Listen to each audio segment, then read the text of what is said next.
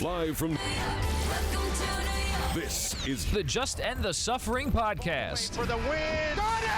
Oh! He broke his ankle. Follow me to freedom. Y'all ready for this? Here's your host, Mike Phillips.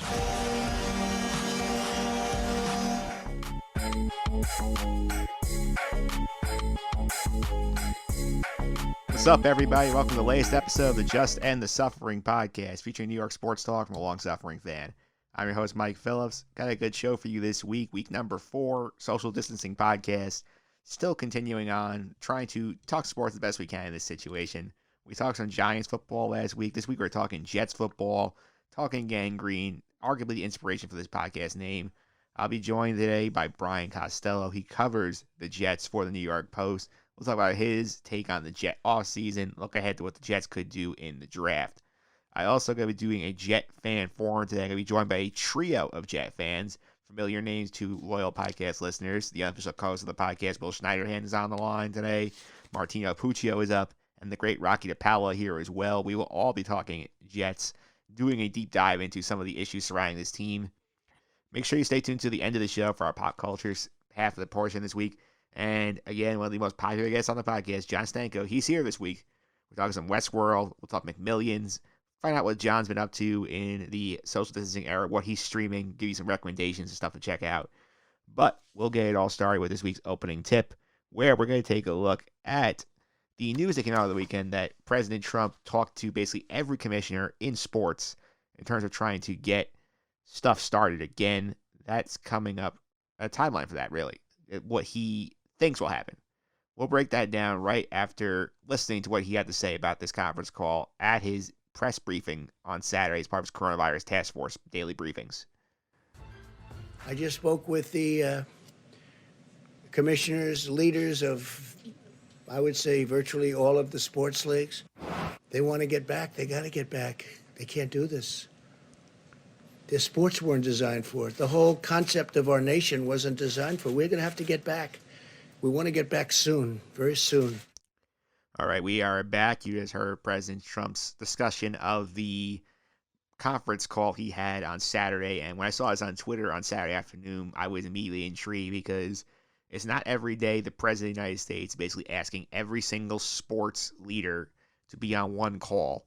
And at that point, you're thinking a couple of different things could be happening here. You're thinking, are we discussing, okay, we can't do sports for this long a time? We talk about a timetable when stuff wants to return, all this good stuff. And we haven't gotten full details on this, but we have had some stuff leak out, mostly to ESPN's Adam Schefter and Adrian Wojciechowski.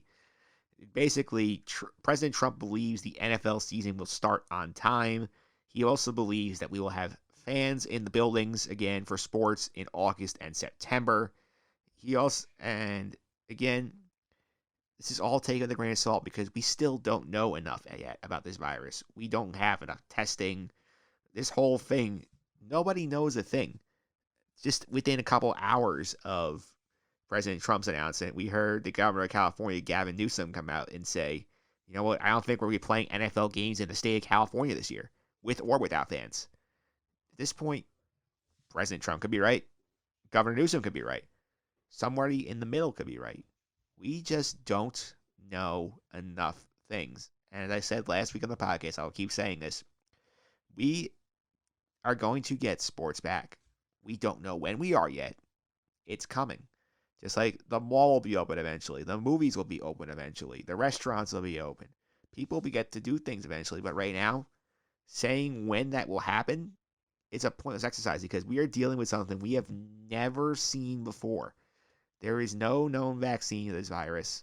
There is no proven treatment for this virus. As much as the president likes to go on there and tell you that hydroxychloroquine and Z-Pak is the answer to the problems of the world, you doesn't know. He's not a doctor. And there are very few people I actually listen to in this thing. Listen to the doctors and the scientists. They're the ones whose opinions matter because they have the best grasp on this thing of anybody here. Once they say, you know what, it's okay to gather in groups of more than 10 people and we can do things like that, then maybe we'll get some sports. But acting like just because the president said that we're going to have sports in September, we're going to have sports in September, We don't know that yet. I think it's nice that he's optimistic. It's cool that he has his belief, but this is also the same president who said that the country will be grandly reopened on Easter and have churches full of pews of people getting ready to celebrate Easter Mass, and that did not happen. We don't know enough information yet. I mean, there are sports trying to figure out ways to get back. We've heard about the NBA discussing, this whole idea of having a satellite city where you bring everybody to one location to finish it out. The 2019, 2020 year. NHL discussed something similar. Golf is putting a calendar together. They're talking about playing the Masters in November, the PGA in August, the U.S. Open, I believe, in September. Like, all these things are great, but they don't mean anything right now. Dates could be changed. For all we know, we could be up in 2 months and be getting ready to gear up for baseball season. We could be gearing up for baseball season in September. Again, fantastic that he's enthusiastic. I don't believe him yet. I just can't.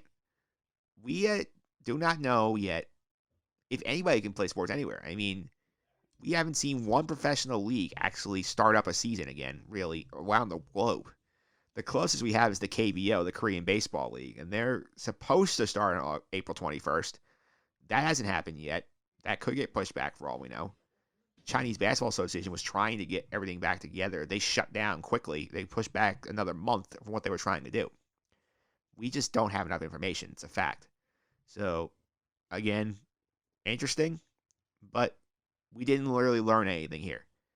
We haven't gotten enough information about this thing to set up a strategies because let's say, for instance, the NBA does try to do the satellite city thing. It's not just the NBA players and the coaches there. It's arena workers. It's the hotel staff they're working with. Somebody has to feed these players. If just one person in that little ecosystem gets coronavirus, the entire operation is over. Simple as that. There are too many logistical hurdles right now. We don't have enough information. You basically need a lot of things to happen, and we'll get information down the line, but we don't have enough to do sports yet. We just don't. We will eventually, but right now we don't. Up next, we're going to shift to the Jets. We'll talk to Brian Costello from the New York Post right after this. From the 20-yard line of the Redskins, Darnold moving to his left. Now he throws to the end zone. Touchdown, Daniel Brown. So the Jets score on their opening drive a touchdown for the fourth consecutive game. All right, I am back here on the Just End the Suffering podcast. We're talking some Jets football today. I'm happy to be joined by the guy who covers the Jets for the New York Post, also calls into Joe and Evan on WFAN. Brian Costello is on the line today. Brian, welcome. How are you? Hey, Mike, I'm doing well. How are you? Doing pretty good, hanging in there. As a Jet fan, I've been very interested in what's going on with this offseason. So what do you make of Joe Douglas's approach to his first offseason in charge? Well, I think he's been cautious, judicious. He hasn't thrown a lot of money around, which I think is smart. We've seen past years the Jets have won March, but it hasn't done much for them in the fall. Signing these big free agents usually doesn't work. Now the trick is he's got to draft well. It's one thing to say you're going to be prudent financially and you're not going to chase free agents, and build through the draft. That's all sounds great, and every GM I've covered has kind of said that. The key is drafting, and we're going to find out, here over time. We're not going to know in 2 weeks how he does. Everyone thinks they do, but it'll take some time to know just how good a drafter he is, and that's going to be the key to this whole thing. Yeah, it will indeed. He also made a big priority of trying to fix the offensive line. He's brought a bunch of guys in. So how do you think the line looks now compared to where it was at the end of the season? Yeah, I mean, I can't say it's much better because I don't think these guys are, great players. I think Connor McGovern is an NFL starter. I'm not sure about George Fant. I'm not sure about Greg Van Roten. I liked what Alex did last year. But I think he's taking a volume approach, just bringing in as many guys as he can, and then they'll sort it out in training camp, who the best five are. I also think there's someone else coming in the draft. I think at number 11, they probably take the tackle. That's the most likely scenario. It's not a complete picture yet, but I think, he wasn't going to go out and sign Jack Conklin. I think that was a lot of smoke people were throwing out there. Because if you sign Jack Conklin, then you're pretty much not signing a lot of other guys. And he did volume. He signed 14 guys, I think, total, including people he brought back. So he had to, $50 million in cap space sounds like a lot, but it's not when you look at the Jets roster and saw how many of their own free agents they had and how many holes they had to fill. So he had to kind of spread that money around instead of going out and buying, one Kobe steak. He bought a lot of ground chuck for the offensive line, and now they're going to see how it sorts itself out and how it works out. And I think, the biggest challenge in front of them right now is chemistry with the offensive line and possibly not having OTAs or the spring program. It's going to be a challenge for them to get all these new parts working together. And I think you saw last year how important chemistry is for an offensive line where, they thought, plug Ryan Khalil in. It didn't really work. And the chemistry was actually better later in the year with lesser players.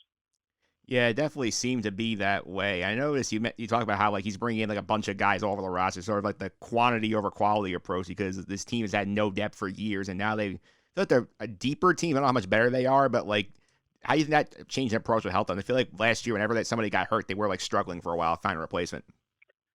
Yeah, the way I would put it is they had no middle class. They just had some good players.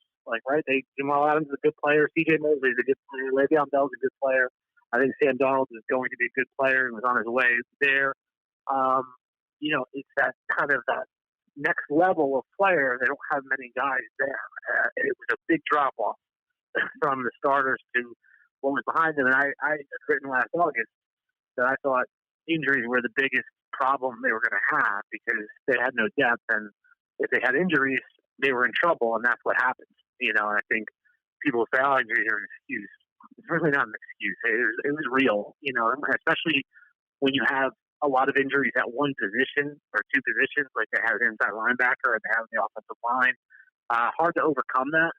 So, I think that's what Joe Douglas is trying to do now is kind of, I would call it the middle class. These guys can be starters, and some of them are quality starters, but, he's not signing Pro Bowlers. Those guys are hard to find in free agency, honestly, anyway. But he's trying to build up that middle class so that the Jets have some depth. Yeah, he's definitely done that. One of his more interesting decisions he's made was to let Robbie Anderson walk, because he was developing a relationship with Sam Darnold at the end of last year. They were getting in sync together, but they let him go to Carolina for the 2-year, $20 million deal, which is basically 1 in 12, which seems like a price he didn't want to meet. Yep. Were you surprised that they chose to let Robbie walk? I was surprised when I saw what he got that they let him walk. I thought there was a good chance Robbie Anderson was going to be gone because I thought somebody might throw a lot of money at Robbie. I thought somebody could pay him $14 million a year, $15 million a year. And in that case, I was like, okay, it makes sense for the Jets to let him go. I was surprised. Like you said, it's basically a 1-year, $12 million deal. I thought the Jets could do that and try to keep Robbie, but they decided to move on and not pay that money for whatever reason. So now we'll see if Rashad Perriman can kind of fill that role that Robbie had. I think Perriman is as fast and he's a deep threat like Robbie. I don't think he is as good a route runner as Robbie is. Robbie became a better receiver last year. If you watch him in the second half of the season, a lot of the crossing routes he was running, he was making contested catches. I'm curious to see if Perriman can be as good as Robbie Anderson, what the drop-off is there. Yeah, they have to get more help for Sam Darnold, who, they've worked on the line. They still have to get receiving help. They need a left tackle. Do you think they've done enough to help him develop into a good NFL quarterback? Do you think that they've been lacking over the last couple of years? They haven't done enough, because like you said, there's still a lot of holes on this roster. So they've got to do more. It's hard to do it in one off. So, I think they tried last year. We bring in Le'Veon. I thought that was kind of misguided. A running back, even though he's a talented player, that's running backs don't really do that. I thought McCagnon didn't do a good job addressing offensive line last year. He really just traded for Osemele, which ended up being a mistake. I thought he should have done more there. They were hurt last year by Chris Herndon being injured for the whole season. I think the offense would have looked different with him in there. Joe Douglas still has work to do. He'd be the first one to tell you. He still has work to do to build around Sam Darnold. But it seems like that's the plan now, and that's the priority. So that's a good thing. Yeah, you mentioned Le'Veon Bell too, who I think it's been clear through the grapevine that Adam Gase did not really want him here last year, and obviously Bell did not look like the same player last year. They think they can get out of his money after this year. Is there any scenario you can see where Le'Veon Bell is a Jet beyond this season? Hard to see that. I suppose if he goes out and has an amazing season this year and, somehow rushes for 1,400 yards or something like that, they'd be hard-pressed to let him go after that. But I think the most likely scenario is he's gone after this year. They gave a lot of money to a running back, and look around at what running back, this free agent market running back. Todd Gurley gets cut. He's a lot, younger than Le'Veon, and coming in 2 years ago, he was very productive. So, David Johnson getting traded. It's a tough world right now for running backs in the NFL. So I think Le'Veon will probably be gone after this season. Yeah, I would agree. I'll go to the defense for a little bit. Obviously, the Jets were not as active on the defensive side for instance. They did bring back a couple of guys. They brought in the linebacker from the Ravens. How do you think they did on the defensive front in free agency? I don't think they did very much defensively. Like you said, they brought in a few guys. Pierre this year is probably the biggest one that they brought in, the cornerback. I would have liked to have seen them do more at cornerback. I thought there were some better options out there and that weren't that expensive. They seem to just go on the cheap there. And I don't know if they're just counting on Greg Williams playing cover 2 again this year and hiding the cornerbacks. Maybe I think they're going to have to draft one at some point. I don't know if they can get a starter in this draft, depending on where they pick the guy. So I would like to see this on a corner. They need an edge rusher desperately. This is a tough market. It's tough to find a good edge rusher in free agency. They usually don't hit free agency. So I can't kill him there, but, a guy like Marcus Golden who's still out there, he's got, the price has to be down for him. Do they bring him in? I think they just need to do something at edge rusher there. And they're probably not going to be able to get an impact one in the draft because there's really only one great pass rusher in this draft in Chase Young, and he's not going to be on the Jets. So, to me, I would like to see them do a little bit more on the defense in free agency. Yeah, I know that Douglas has a background at the Ravens and the Eagles, where a lot of these teams the successful ones don't usually go throwing big money around the first wave of free agency and making big moves in the second tier. Do you think the Jets have another wave of moves in there, or do you think they've spent pretty much what they're going to spend in the offseason? Yeah, I think they're going to do some stuff after the draft. I think they're kind of on pause right now. So, I think they'll see what they address in the draft and then fill the holes. This is kind of going to be a different year, I think, where I think there'll be a lot more post-draft moves than usual because there's going to be it looks like there'll be no OTAs. So, it's not that important to have your team all set right now. They're not prepping to go into the building in 2 weeks. So I think you'll see a lot more activity out there. That being said, they're probably down around, it's hard to know for sure, but they're probably around $10 million in cap space right now. They'll get $11 million more when Tremaine Johnson comes off the books in June. You'll need about 9 of that for draft picks. So, and teams like to keep a certain amount of money. Bill Parcells used to call it the rainy day fund for things that come up during the season. Guys going on, have to find other guys. Maybe a trade presents itself where you need some cap space. So I don't think they'll be making a ton more moves, but they probably have, maybe 3 or 4 after the draft. They'll probably fill some holes. Yeah, are you surprised they've still held on to guys like Avery Williamson and Brian Winters, who we thought were clear cap casualties at the beginning of the offseason? Yeah, both those guys, I think, have a little complicated factor that we didn't really look at. They both had injuries last year, and it's hard. Guys have to be healthy to cut them, or you cut them with an injury designation. You have to do an injury settlement, pay them. So I think, that was a factor with both of them that people didn't really look at. I still think Winters is probably competing for his job, and maybe Avery too. But I think Winters will go into training camp with him, fighting for one of these game spots with Ben Wilton and Alex Lewis, competing as well. And then, I could see they could cut him before the season, or ask him to take a pay cut if he doesn't win the job. They're not going to pay him $7 million to get backup. So I'm not sure Winters is here when week 1 arrives still. Avery, I think, is probably going to be here, but he could be in a similar situation if they decide that Hewitt is doing well. They might move on from Avery. But to me, those guys still aren't, 100% secure. Yeah, I would agree with that. And I feel like right now the logical place to go is the draft because the draft's coming up in a couple of weeks. I feel like most mocks have seen the Jets kind of going left tackle, wide receiver, first 2 picks, kind of filling out the rest of their needs after that. Do you think that's the game plan for Joe Douglas? Do you think he has a different strategy in mind? I think, it's going to be the best player that's there. And to me, those 4 tackles are highly rated. So I think if one of those 4 tackles are that's probably the direction they're going to go. They definitely need a tackle, and those guys are all different thinkers that can improve the team immediately and be an upgrade over what they have. If those 4 tackles are all gone, then I think you're in a situation with, do they try to trade back? I think if they traded down, maybe then they take an edge rusher or a cornerback or a wide receiver down. If they stay at number 11 and tackles are gone, then you're faced with Jerry Jeudy or CeeDee Lamb or one of those wide receivers, or possibly a cornerback like maybe C.J. Henderson from Florida. And there's always surprises. Like, we always think we know how this is going to go, but someone could slide that.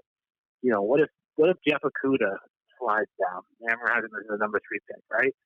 Remember the McCagnon draft. Everyone had Jamal Adams going in the top 3, and then he's there at 6 for them.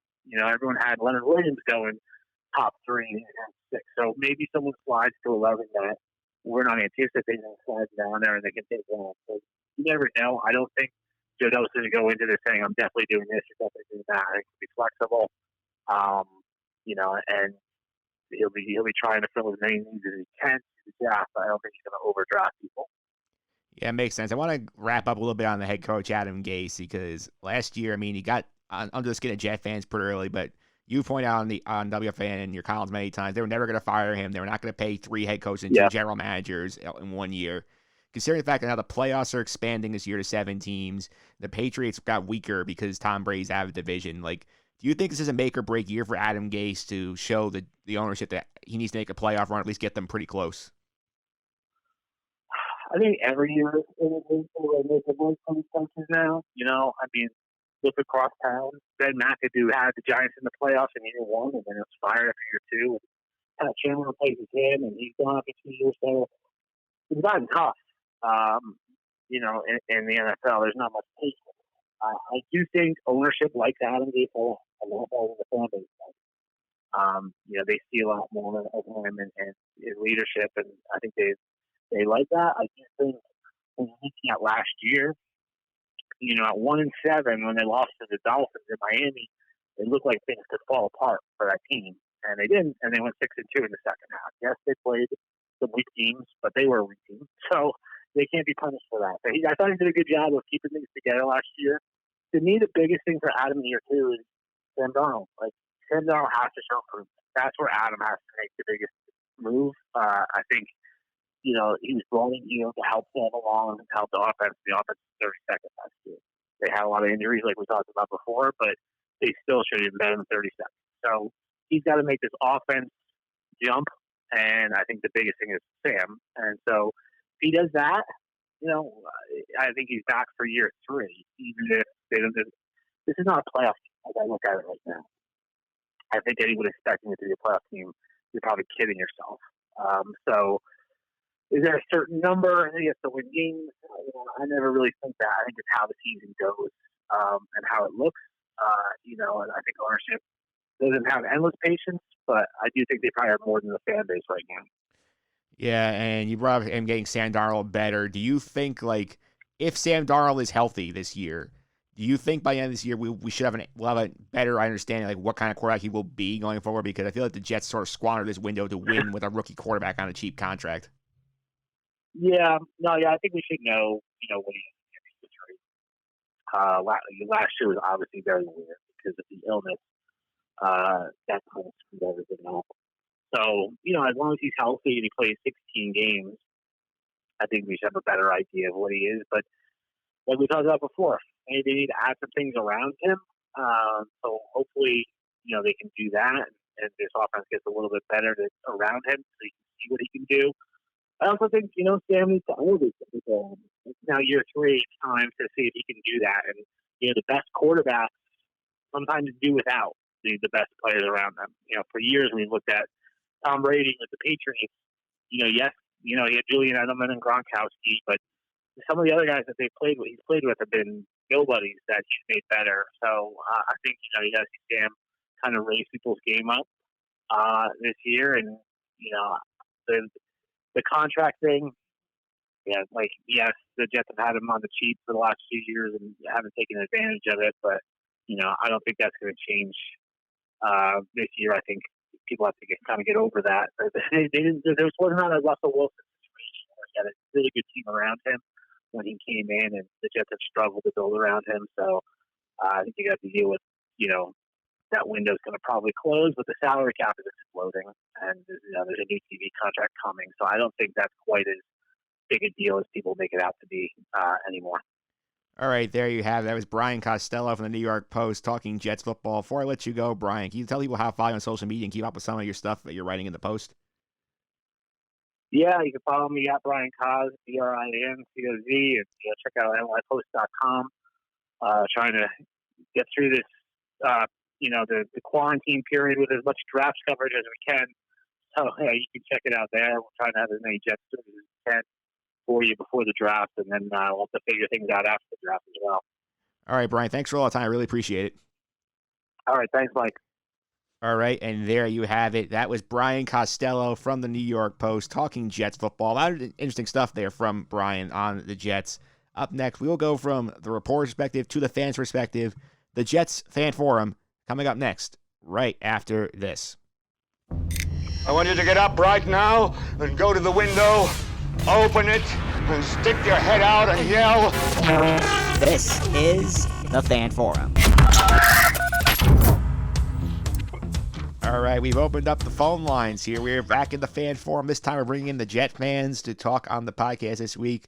First up, the unofficial co-host of the podcast, first time out in the social distancing era, Will Schneiderhan. Will, welcome. How are you? I'm good. I hope everyone else is well. Yeah, we're all staying 6 feet apart, more than 6 feet away from each other. I think we're all okay. Yeah. Yeah, next up, somebody we heard from most recently doing Curb Your Enthusiasm coverage. You got our buddy Joe D to watch the show. Martino Puccio is here. Martino, welcome. How are you? Good, yeah. I'm actually in a good mood because Joe D binged all 10 seasons of Curb. I want to give credit to ourselves, by the way. Yes. Yeah, I think we accepted him in that idea to him to actually watch Curbed. I got him to start watching Always Sunny in Philadelphia, so that's also good. All right. So while Martino's passing on TV tips, I'll bring in the third member at the Fan Forum. We haven't heard from him in a little bit since he did the NFL picks back in Week 11. The great Rocky DiPaola is on the line with us, too. Rocky, how are you? I'm doing good, Mike. I'm thankful that Breaking Bad and classic World Series games are getting me through this quarantine period. Yeah, well, okay, Rock.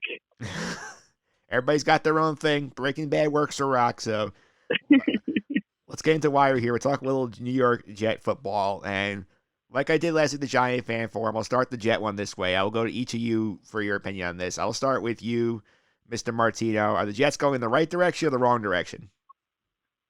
I kind of always have this flow chart in my head that if the Jets make a good move, the next part of the flow chart is who is your head coach, and then below that, if it's Adam Gase, then the answer is the wrong direction.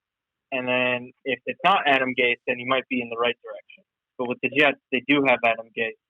So I don't think to an extent they're in the right direction, because if they even do have a good season, then Adam Gase comes back. And the whole goal is to win a Super Bowl, and you just don't see the Jets winning one with Adam Gase. That's my whole issue. And that's kind of the right direction should always be moving towards winning a Super Bowl. And when you have him, you're not going to win one, so you're not going in the right direction, in my opinion.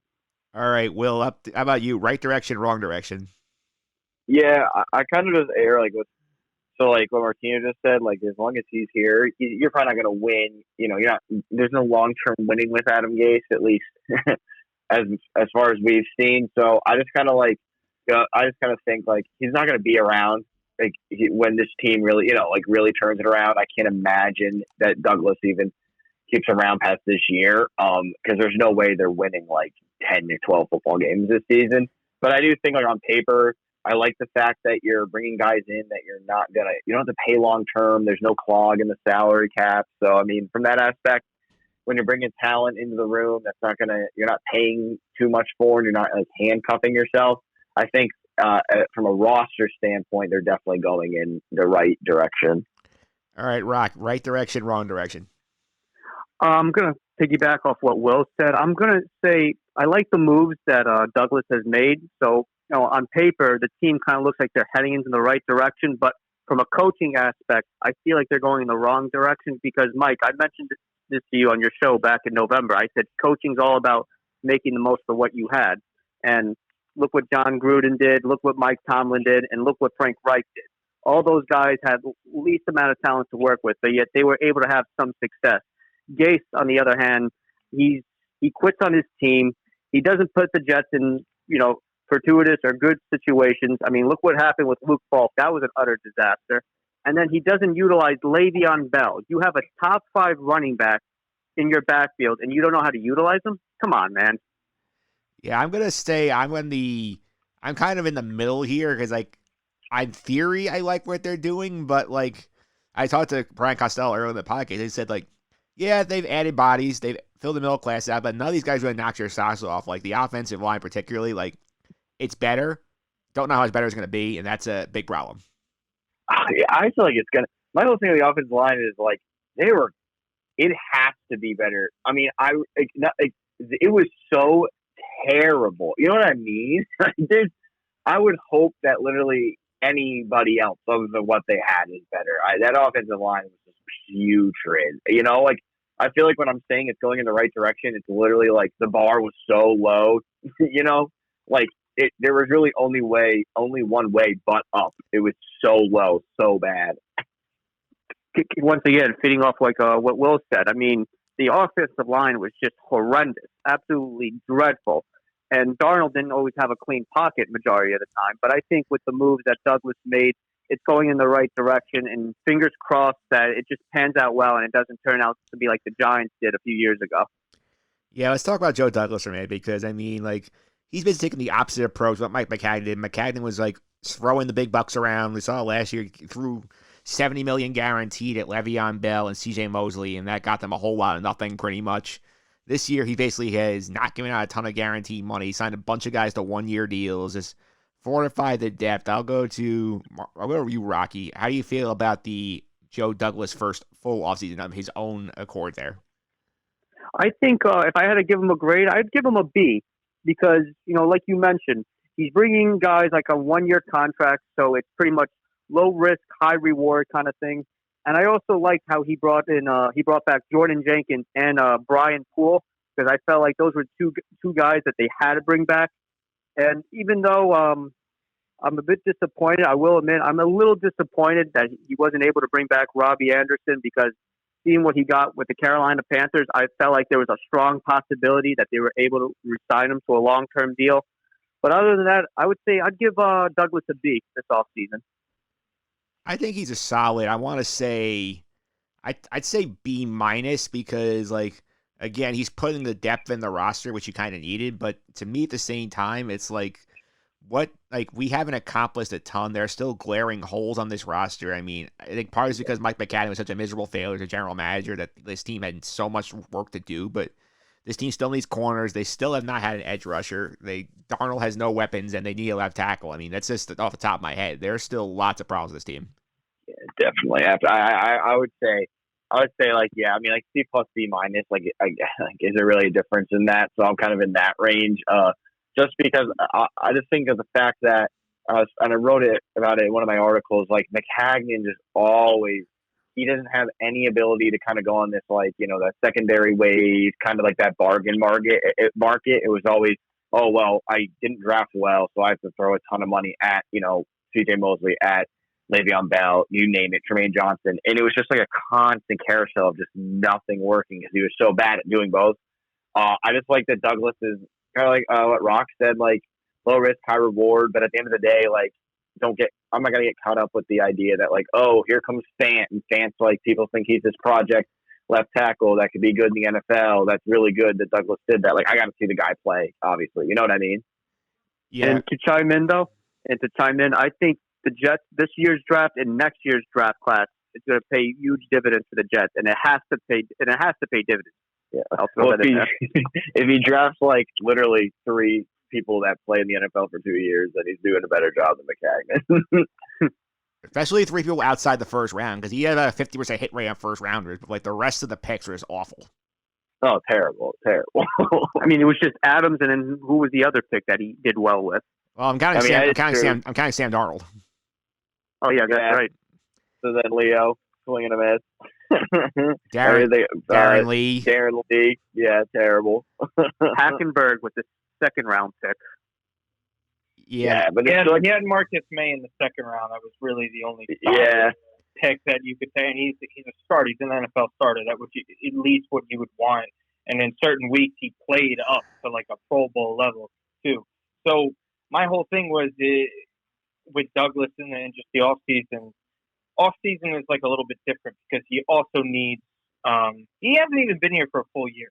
You know what I mean? Like, it's not even like he came in before or like after the Super Bowl last year. It's like in the middle of the summer that they thought he could have gone to the Texans, and thank God we're not really in that situation there. But again, I mean, he did everything with what he could. You know, I mean, it's really difficult to bring in the offensive lineman that he had to bring in. He got the most out of the trade deadline. You know, the trade deadline in the NFL is not anything close to what the NBA is like or what Major League Baseball is. Where you could really find some value there. It's really just getting rid of a guy.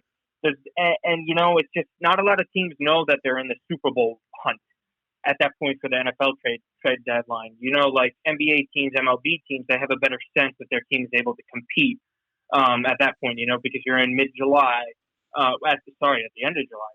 And then you're at you know, like in the middle of February, whenever the NBA would have it. It's just really difficult. And again, the NFL is all about the draft. It doesn't matter. Like, we've seen the Jets win a ton of off seasons all the time, and they play absolutely terrible. We've seen John Idzik not only strike out in the draft, strike out in free agency. He's just keeping his options open because they're all short-term deals. We talk about it all the time, just the 3 of us, and then whatever, like a Toktaraki. Like, they're good moves, you know, like, there's not a lot of risk involved in this. Like, the risk involved, like, you could tell McCagnon got so desperate last offseason because you remember when, I believe the story was, they tried getting Dante Hightower in the facility, and they tried wooing him with donuts.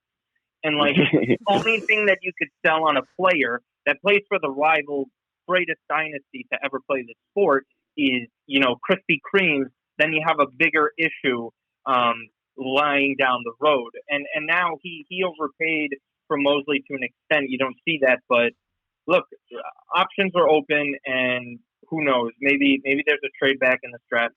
For now, it's I guess I'd go with a B. It's just there's not much to go off of in free agency, in my opinion.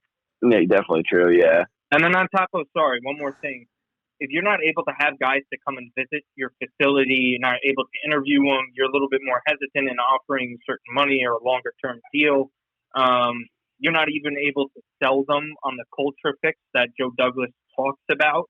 So I think that's also difficult. So yeah, B. So yeah, that's it. Yeah, I think in terms of this, I think the thing I like about him more than like some of the past GMs is like, especially McCagnon. Like McCagnon, like did not have that walkaway number. He would bid against himself to make sure he got the guy he wanted, and then the Jets end up in cap hell. And now Douglas at least has shown like I have a number.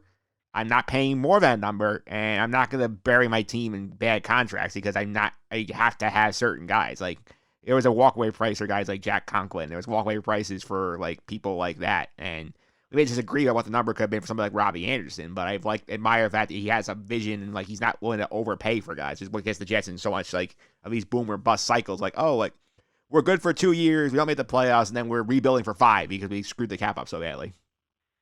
I mean, going back to McCagnon's first year as a GM, look what he did. He brought back Cromartie, he brought back Davis, and he just pretty much gave him a boatload of money. But I give him credit for the Marshall trade because that was a steal, at least for the beginning. Yeah, Marshall was a steal at the beginning of the deal, but like that whole locker room imploded in 2016. But without talking about McCagnon, I think this offseason, I think there's a couple interesting things I want to discuss here, which is I think the Robbie Anderson move. I'll go to you, Will. Like, did you have a problem with letting him go at the price he was offered there for the Panthers? Yeah, I mean, I'll be honest. Like, I was never So, like, yeah, for the price, let me just preface for the price. I don't know why the heck you didn't bring him back. Like, we had discussed it. Like, that was the price. Like, you're framing it as that deal, right? Like, oh, if it's this deal, bring him back. And, I mean, I don't know why you didn't bring him back for that price. I wouldn't have gone. I mean, what he was projected to get at the beginning of the season, like, absolutely. Off-season, like, no way. I didn't want to pay him that. Just because, like, my opinion is, like, I don't think he's like that you're going to shell out that much money for a guy like him. But what he ended up settling on, yeah, I mean, well, come on. Like, you know, for a guy who's damn near at least a 1,000-yard receiver, big play, you know, he played well with Sam. I would have brought him back for that price. I actually am very surprised, as I know Martino and Mike, you are, like, that they let him walk for that. You know, I'll be honest with you guys. I felt like as the longer it went on that he was a free agent, I felt like the chances of the Jets re-signing him increased and enhanced. But then as soon as I saw that he got 2 years and $20 million with the Panthers, I was kind of scratching my head saying, really, you couldn't re-sign him to something similar or maybe even give him an extra year? Yeah, no, definitely. I mean, that wouldn't, like, follow his whole thing that he was doing. Yeah, you know? Exactly. And also, again, tons and tons, pretty much everyone. The consensus is one of the best wide receiver drafts in years. Yep. The thought process is he's thinking a couple steps ahead. Why would you want to pay someone, not because Robbie's a really good receiver and he had a great relationship with Sam, but when you know you're able to get guys at a fraction of the cost and you have so many holes on your team, you'd rather draft a guy in the second or third round when you rob the Giants in, like, you know, the Leonard Williams trade. Like, use it to go take a receiver there. Like, Robbie was an undrafted free agent. You would hope that the offensive genius that is Adam Gase can just develop a guy in the third round, right?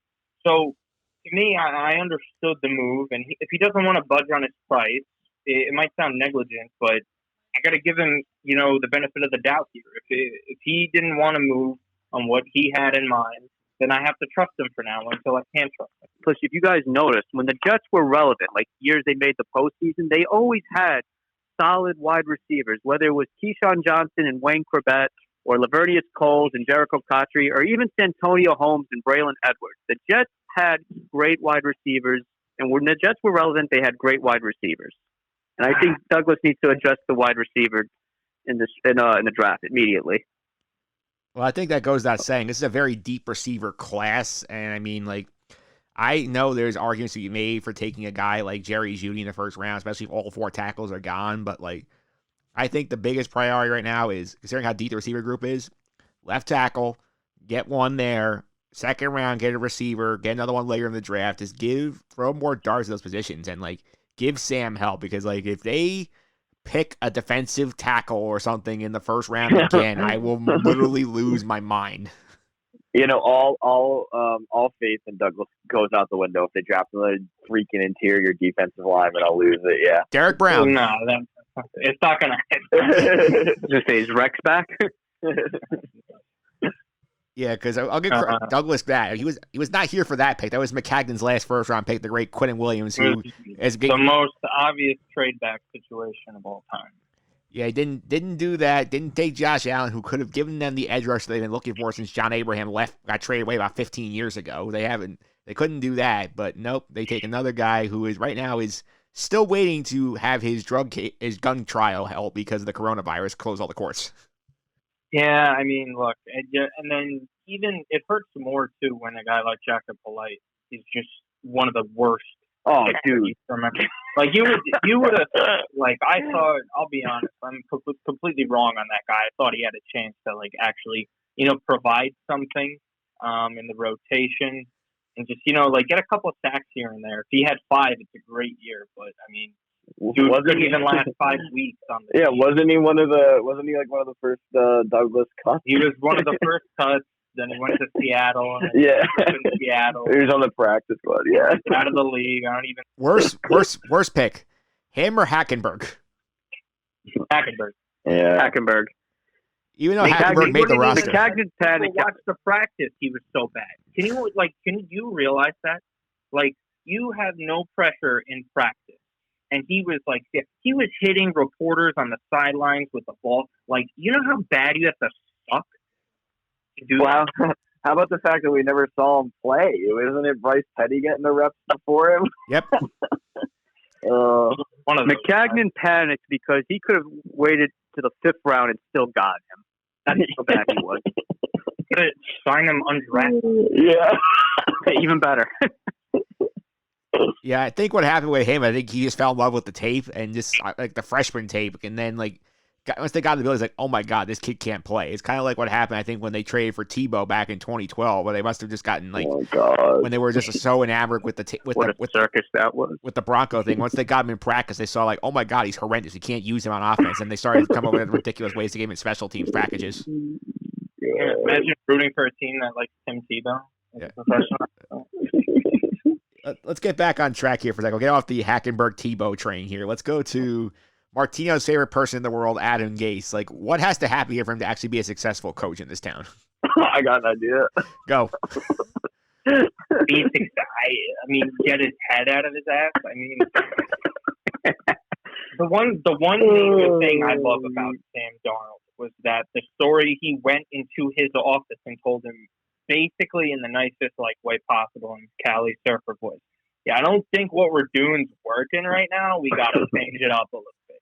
And he can't be on the sideline admitting that he defers the challenge flag to his offensive coordinators because he's too busy trying to figure out a game plan when his offense for the 3rd straight year is ranked bottom 3 in the NFL. There is pictures of him on the Microsoft whatever Pro Edge or whatever the hell you want to call that thing on the sideline, sitting by himself, no players around him, no coaches around him, no quarterback. There is nothing worse than a human being that thinks they're a lot smarter than they are. And you know the history of Adam Gase. He was literally a fly on the wall in the Michigan State coaching staff back when Nick Saban was coaching there. And he hung around. He had no football acumen whatsoever. He never played at a higher level. He never really was doing a great job that you're okay, that's solely Adam Gase doing that. It was just, he was on staff with Saban. He was on as the offensive coordinator when Peyton Manning was setting records. There was never a true moment that you were okay, Adam Gase is the guy there. That he's the mastermind behind all of this. And you know what? That relationship with Joe Douglas is highly overrated just because they were in Chicago at the same time. It doesn't mean that he likes him enough to keep him here because Adam Gase has to get him out of his own way. And one of the main things that people always talk about, okay, a guy got fired from his first job. You sometimes second time around, Bill Belichick is the gold standard of it, that he figured things out and he changed it. Thing is with Bill Belichick, he had a few off seasons, went back as a coordinator before he got another head coaching gig. Adam Gase got tossed back into the same division and went into another inept franchise where the guy was playing GM for a little bit. I mean, he did well with the Darren Lee trade. Give him credit for that. But, I mean, look, he needs to get out of his own way and realize that he isn't the genius that he thinks he is. Yeah. So, my take on it, I think he just needs, if he wants to be successful, and I preach this so many times, he's got to utilize Le'Veon Bell. As an NFL coach, how the hell do you not know how to use Le'Veon Bell? This guy was pretty much, the most dominant offensive player in the last few years, aside from the quarterback position. He can catch passes at the wide receiver slot. He can run the ball. He can do it all. And you don't know how to use him? Yeah, it's he did it to cut off his own nose to spite his face because of the comments he made when he was there was a rumor that he didn't want Le'Veon Bell or he wouldn't pay a running back that money. And then he kind of stuck to his guns and just didn't use them. There's some weeks where it looked like he was innovative, he's putting these packages together with the first drive of game. Yeah, well, all the scripted plays, yeah. Or when you'd have who's the little slot receiver, Barrios, rip off that 60-yarder and stuff like that, against the Raiders. Yeah, there's a few packages where you're wow, this I mean, the way he used Jamison Crowder, but then it's just yeah, you're right, the complete package. 1-2 drives later, it is just stall out city. There's nothing going right. You haven't seen Le'Veon Bell in 10 plays, and I just don't know what. It's almost like he just like Martino's saying, he just wants to be oh, look, I can do it.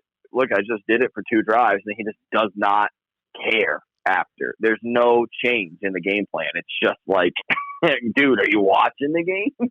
The thing that bugged me with him last year specifically was like I'll point specifically to Ty Montgomery's usage, because in the preseason, like he was in every package, he was being used all over the place, and like he was making plays. And then the regular season, they just forgot he existed. He never touched the football. I'm like, what did you bring him in here for to do that?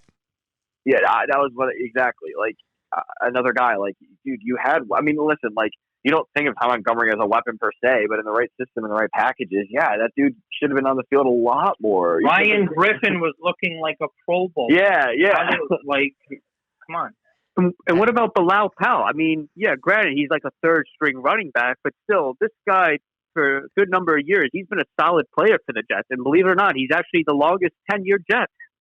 Yeah, let's go away from Gase. I think we all are kind of on the downslope on him. Let's go to Sam Darnold then. Entering year number 3, year 2 was kind of a very mixed year because of the mono and the ghost game, and like he played well at times on the stretch. He also still had a lot of those mind-boggling turnovers where you're like watching this game, you're like, what the hell is he seeing here? I don't know what decision he's making right here. So like, what is the most important thing we need to get out of Sam Darnold in year 3? Rocky, you first. Other than not seeing any ghosts on the field, I think he just needs to read defenses better. He has to have more of a persistent presence. Now, I know that's more due in part to the O-line, though, but, you know, in the NFL, as a quarterback, you're going to be under duress sometimes. You just got to learn to know where to go with the football, minimize the turnovers, and just give your team and your offense a better chance to win and put them in better positions. Yeah, I mean, also, like, he's never been healthy. You know? When has Sam Darnold been, like, literally, what, out of the 26 games he's played in his career, you could say he's been fully healthy for maybe half of them? Like, you haven't even seen him yet. You know what I mean? Like, we've seen the flashes. We've seen the unscripted plays. We've seen what he can do. And like Rocky said, you know, just limit those turnovers, limit those forced passes. But, like, I don't know why you can't. I don't even know. Like, the question to me is, like, I'm not even worried about Sam Darnold. I'm really not. Even when he looked terrible against New England, I was literally there. Like, I don't know. Let me see the guy healthy. Let me see the guy with the offensive line and more weapons than, you know, 2 receivers. Like, I don't know. I'm not really worried about the guy one bit. Out of all the things you got to worry about this offseason, I'm not worried about the quarterback. Yeah, so I'm probably the biggest Darnold guy I know. I think I always like find a way to defend this guy. Like it's different with like Mark Sanchez coming out. Like I liked him, but there wasn't any moments that I saw. You know, like that touchdown pass to Crowder in the Ravens game. Even the one Crowder dropped. You see that play happen, and you're like, "Holy crap! Like that's the guy." Like that, they never had somebody like that. Maybe the few games that Brett Favre played in until he like tore his tricep muscles.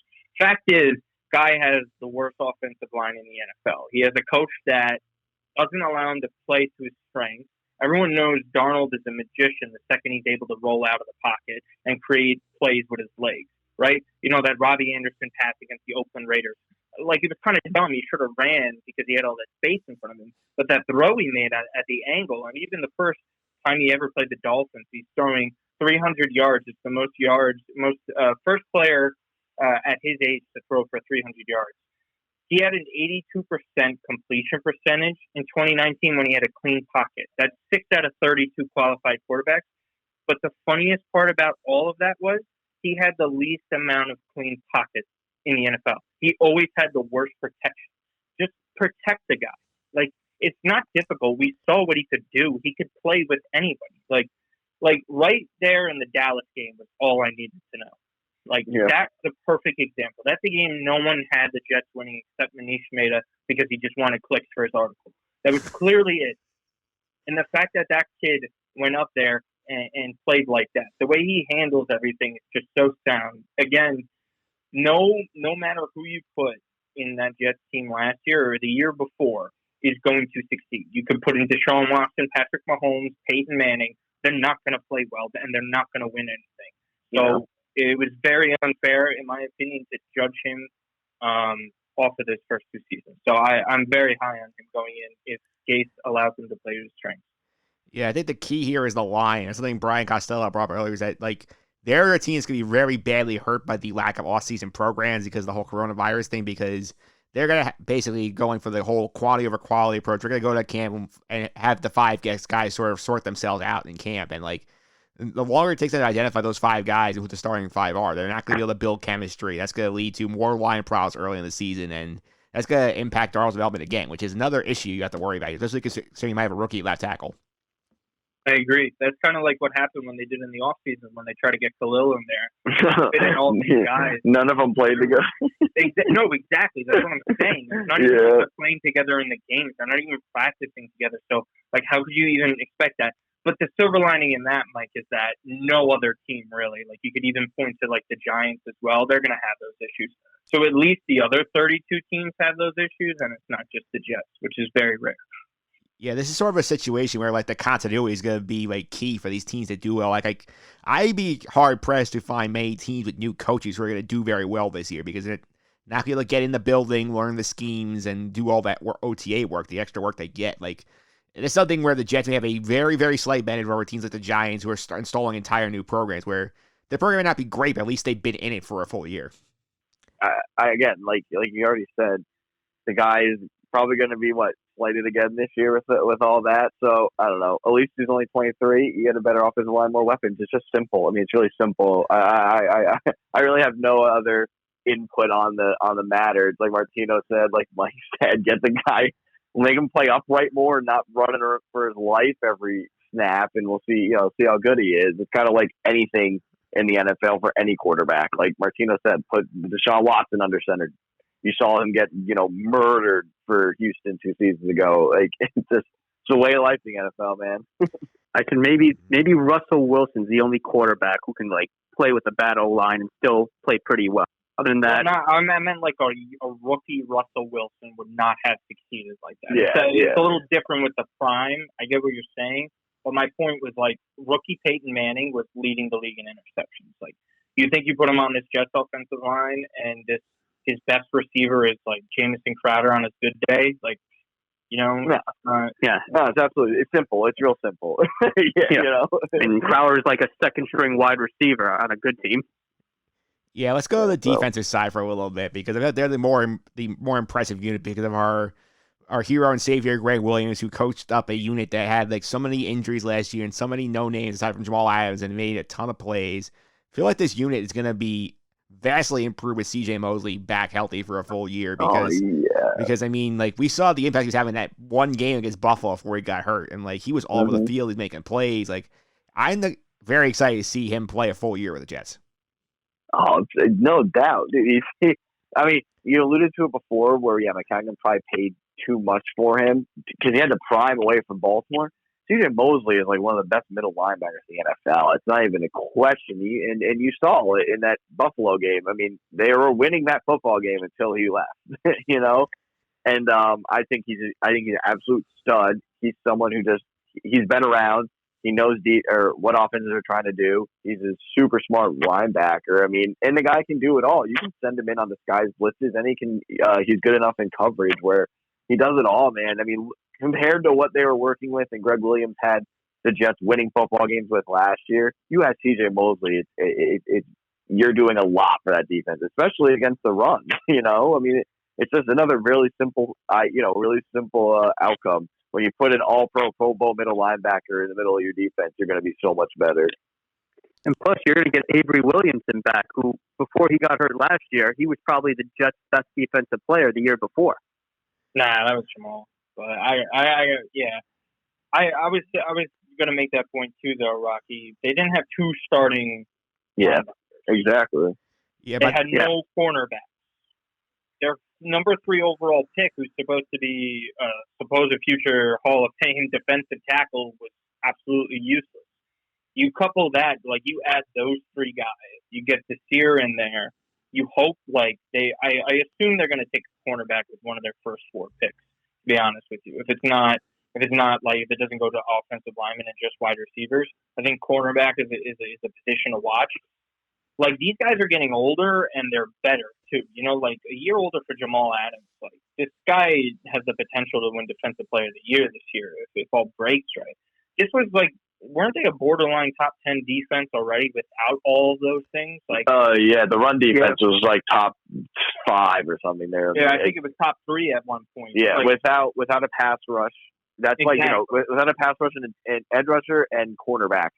Greg Williams still won a football game. And then, like, what if Quentin Williams unlocks his potential? What if you get C.J. Mosley and Avery Williamson for a full year? What if you get, like, solid cornerbacks? Then all of a sudden you can look at, like, a top 8 defense at that point. And that's massive because then it takes a ton of pressure off of the offense, too. Yeah, I actually said it in one of my articles that's going to come out for Fansite, and I said, like, one of the predictions is you're going to be looking at, like, going to those borderline elite, if not an elite level defense. I know they don't have the edge rusher. That's why I said borderline. But, yeah, I think they're going to be. I mean, Jordan Jenkins is back too. Like that defense is probably one of the super talented, not super, but at least really talented in the NFL, man. You have Greg Williams too, man. You have depth at the linebacker position because you're going to have Mosley and Williamson back, and then not to mention you have Jordan Jenkins and then Neville Hewitt, who was playing so many games for the Jets down the stretch. He played a big role for them in their defense. He's back again, so they have depth at the linebacker position, so they should be set there. Indeed. Let's go to the draft for a little bit because they're in an interesting spot. They're taking number 11. They have basically all their picks up for the last rounder. They have 2 3s thanks to that great Leonard Williams trade that Dave Gettleman decided he had to make. So let's go around the horn here. Like, give me an ideal world for your draft. I'll start with you on this one, Will. I like waiver between, what we talk about in that group chat, where like we either go tackle first in that first round or wide receiver. To me, I don't see like it's win-win for me. I'm not, you're making the team better. You're helping Sam out. I know the tackle position is. I mean, I don't even know. Like, I don't even know if you can say one's more crucial than the other. Like, if you get a stud wide receiver busting over the top of the offense and breaking it open all game for Sam, that's huge too. But I get the fact you need to tackle to keep everything, in check. But I think either way, you're interchanging that offensive tackle wide receiver in the first or second. Like Martino said before, nab maybe a corner later on, 3-4, maybe you're looking at a corner receiver again, keep building that offensive line. But I think you're really going to see a lot of attention to that offensive line, especially based upon the deals that were made this offseason, and they're absolutely going to probably get a receiver, I would say, in those first 3 rounds.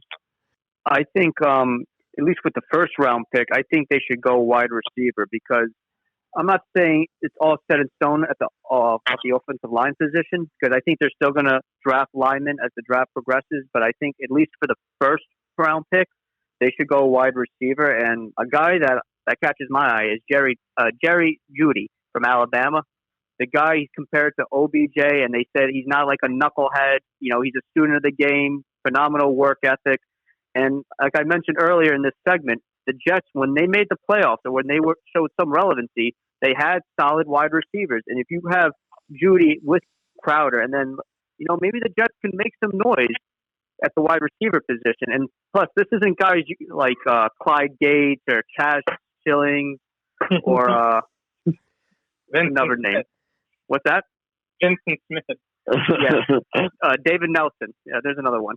Oh, jeez, yeah. So there's so many like ways this could go because I always say how unpredictable the draft is. I think teams are just going to bite up on Tua, and I really do think a tackle is going to fall there, and I think priority should be tackle. Now, I think there's a very likely scenario there's no tackle there. I said Jerry Jeudy is the player I've always wanted. I said I wanted Jerry Jeudy the second we found out Sam Darnold had mono. My friends all thought I was crazy because I said, like, I already gave up on the season. Like, if you know your teams well enough and if you know the Jets, like, season was over the second that happened. So, Jerry Jeudy at 11 is just the biggest home run and best pick. And I don't think I've wanted a player on the Jets this bad since maybe Reggie Bush. 14 years ago at this point? A long time ago. Yeah, it's a long time ago, especially as offensive players go.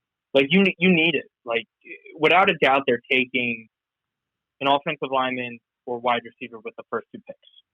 Whether the order is reversed or whether it's tackle first or wide receiver second, like, it's going to be that because those are the 2 most glaring needs and they're the most important things that you need for your quarterback. So if there's no tackle there, go get Jerry. If not, then go get your tackle and help build around the thing. Yeah, definitely. Yeah, I think my plan is very similar to everybody else's here. It's like I think you need to have the receiver, tackle, some order, whatever order you want to do with the first 2 picks. I think you have to walk out of this draft with 2 receivers, 2 linemen, and a corner at minimum. I think the rest of them is really up to you, but I think you need those 5 things out of this draft. I wouldn't 100% be opposed to trading back if all the tackles and Jerry Jeudy were gone. I think it's a very feasible thing. Like, what if a team wants to say Jerry Jeudy goes early? You know, like we saw something with Corey Davis and John Ross go really early in that one draft. Teams are going to get panicky then because Henry Ruggs and CeeDee Lamb are guys that people have their eye on, right? So they would panic and say, oh my God, what happens if Ruggs isn't there falling up to us in the mid-teens, like a team like the Broncos? What if the Broncos want to move up a few spots? I'd trade back 100% and gain more draft capital because the more picks you have means the more help or potential help you're going to get for Sam Darnold.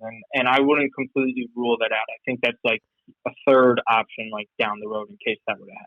Yeah, there always seems to be some negative, connotation to trading back. I don't, especially with the Giants. I don't understand that. Do it all. No, there's no negative. I don't understand that at all. What the issue with it is. I mean, especially you already mentioned it earlier last year. That screamed the trade back. What is the issue with trading back? Like you said, compile the picks. Trust the fact that you have done your scouting and you evaluated the correct players. Only the Bengals would be stupid to trade back. Everyone else, exactly. No, exactly. The hands down. I've never understood what the issue with trading. Why people view it the way so negatively. Yeah, I trust him to do his job right. He's got a board. He's got a better scouting background than McCagnon did. So that's a big plus. But let's wrap it up with this. We'll go around the horn one last time here. So let's assume for a second here that they end up with a tackle, a couple receivers in the draft. This is pretty much the team we're going into camp with. Assuming, and who knows with sports these days, assuming we get a full 16-game NFL season, how many games are the Jets winning? I will leave it up to you guys to decide who goes first. I just wrote about this for Fansided where I kind of the schedule breakdown. It's a lot like last year where, I mean, their schedule is a little bit tougher, but they won 7 games last year and you lose week 1 against Buffalo where you should have won. And then you go to Miami. I know you can't say should have won in any professional sport, but you get what I'm saying. And then they dropped the 1 to Miami down to Miami. So, you could have went 9-7, at least 8-8. I think they're probably at most an 8-8 football team. I projected them to go at least 500, but I'm not. 8-8 is your ceiling. I think maybe 6-10, 7-9 again. I'm going to say 6-10, maybe 7-9, because as great as this defense is and how they performed last year, look at the quarterback and the teams they're going to have to go up against. They're going to have to play Russell Wilson, Jimmy Garoppolo, even though he had a terrible Super Bowl, Kyler Murray, and then Patrick Mahomes, the Super Bowl MVP. It's going to be tough for them. And then all of them are on the road, aren't they? I didn't even factor them in to begin with to do much on the road. They traveled besides San Francisco at home. They traveled the least amount of distance last season too. They didn't play any West Coast time zone games, which is massive. They didn't lead the Eastern time zone last year. They played all the Eastern time zone games. Yeah. No, exactly. That's what I'm saying. That's not going to happen again. You're not going to be playing. I mean, they lost to the Bungles, for God's sake. The only win that they had, where they were giving up 10 sets. To me, man, I would not be shocked if they won 5 games. It just really, I don't trust the coaching staff. I think the division to an extent is better. I think it's the Bills division. We don't know what the Pats are going to do at quarterback yet, but I still think they're going to be at least winning 7 to 9 games without, a star quarterback. The Dolphins, I think, have the potential to be really good, a sneaky dark horse team, because say they get 2 of them. The Dolphins have a ton of picks. If they Devontae Parker was the resurgence there. They got a culture going on. I wouldn't be shocked if the Jets win 5 games and finish 4th in the division. This is just it's a very difficult schedule. They're just not good. I mean, Adam Gase is just an atrocity. My best case scenario is they somehow win 7 games, and it has to do with Greg Williams taking over at one point in the year. And just to throw one more thing in, they play the Chiefs at Arrowhead, so that may be an ugly game. Well, like I said, on the road, I didn't even factor that. I think I had them winning a game or two on the road. They're not all those games. Will forget it. Like there's no shot. But I think you might be able to. But like Martino said, there's like a lot of leeway where you could, like you said, yeah. If they won 5, I wouldn't be surprised. If they somehow scratched 7 or 8, I also wouldn't be surprised. Because at one point, I'm just gonna err on the side of belief that your defensive coordinator can do what he does. And at one point, just hoping that Sam Darnold can at least just break out of his shell on his own and win despite his head coach. Wait, as a Jet fan, are you guys hoping? Because you want your team to win, but are you guys hoping that this could be like 2013, where the Jets, they didn't have all these playmakers, they were a bad team on paper, but for some strange reason they finished 8-8, and they brought back Rex Ryan for another year. And of course, we know what happened a year after. But do you think we could see something like that, or not in the cards? I think they would have to, if everything breaks right, there would be a dark horse for that last new playoff spot. Yeah, my thing is, like, when you have the quarterback, you have a chance. But again, they need everything else around it. But we'll see. It's a lot of, this could be completely different post draft. Yeah, I think my theory has been that they're going to be a 6-win team until proven otherwise. Because again, this team is just not very good. They have so many years of bad drafting to overcome. Joe Douglas is starting to put depth on the team. They don't really have enough star power aside from like Jamal Adams and Mosley and Bell if he's right. There's not a lot there, and like the offensive line is going to be rough at the beginning of the year when they have no real time to work together and sorting out the best 5. I can see this being another kind of similar year to the 2019 season where they started off very badly and they pick up a little bit towards the end of the year. And is it enough to save Gase's job? I don't know. I just don't think this team is very good. No, I mean these road games are absurd though. Like not only like playing, they might win 2. They might win 2 games on the road. They play at Buffalo, at New England. That's a given. All the division games are disasters. Then you have to go at LA both teams, at Kansas City, at Indy, and at Seattle. Like what? Like that's. You're right. That's 1 win at best. Yeah, I have a feeling. I mean, just based on what they've done before, like at least those LA games, like I'm assuming you're just going to keep them out there. But I don't then you have a shot maybe at least one of those teams. But Jesus, no way! If you have to go make 2 trips to LA, forget it. You know what I mean? Because I know like Buffalo stayed they didn't stay in New York, but when they played the Giants and Jets, it was back to back. And granted, that's only New York. Yeah, well, that'll be fun to keep track of the Jets this year, guys. Thanks again for hopping on this Jet fan forum. Really appreciate it. Everybody, a chance to plug our social media is Rock, because you have not been on here in the longest time frame. How about you go first? Social media, I am. You can follow me at Twitter at @TheRock_954 or at Instagram _Rock1995. All right, Martino, how about you? You just follow me on Twitter at Martino Puccio. And Will, last but not least. Oh, yeah, and I'm on Twitter as well at Will Schneiderhan. All right, thanks, guys, a lot. I really appreciate it. Up next, we'll go to wrap out the show, do some pop culture, talk a little Westworld and more with the great John Stanko right after this.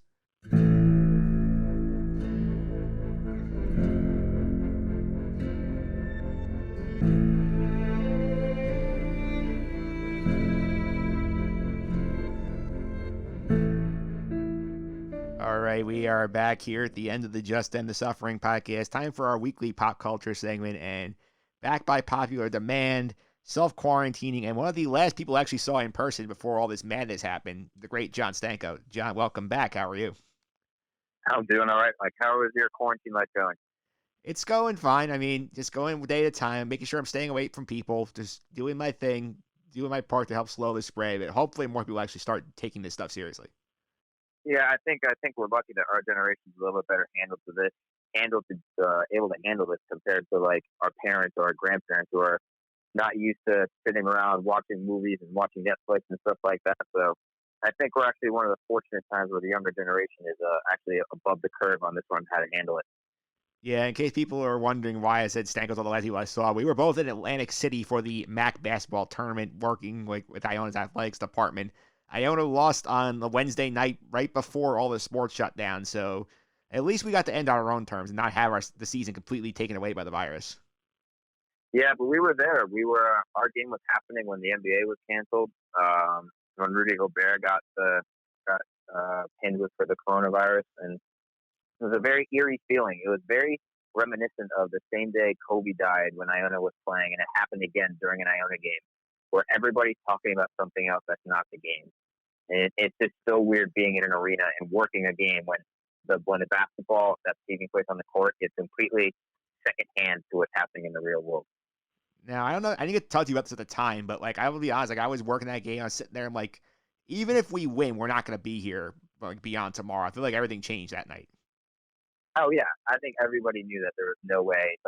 Power 5 conferences were canceling their tournaments, and there's no way the MAC's going to be the only holdout in the entire country. Yeah. So again, it was a surreal scene. Let me tell you, surreal.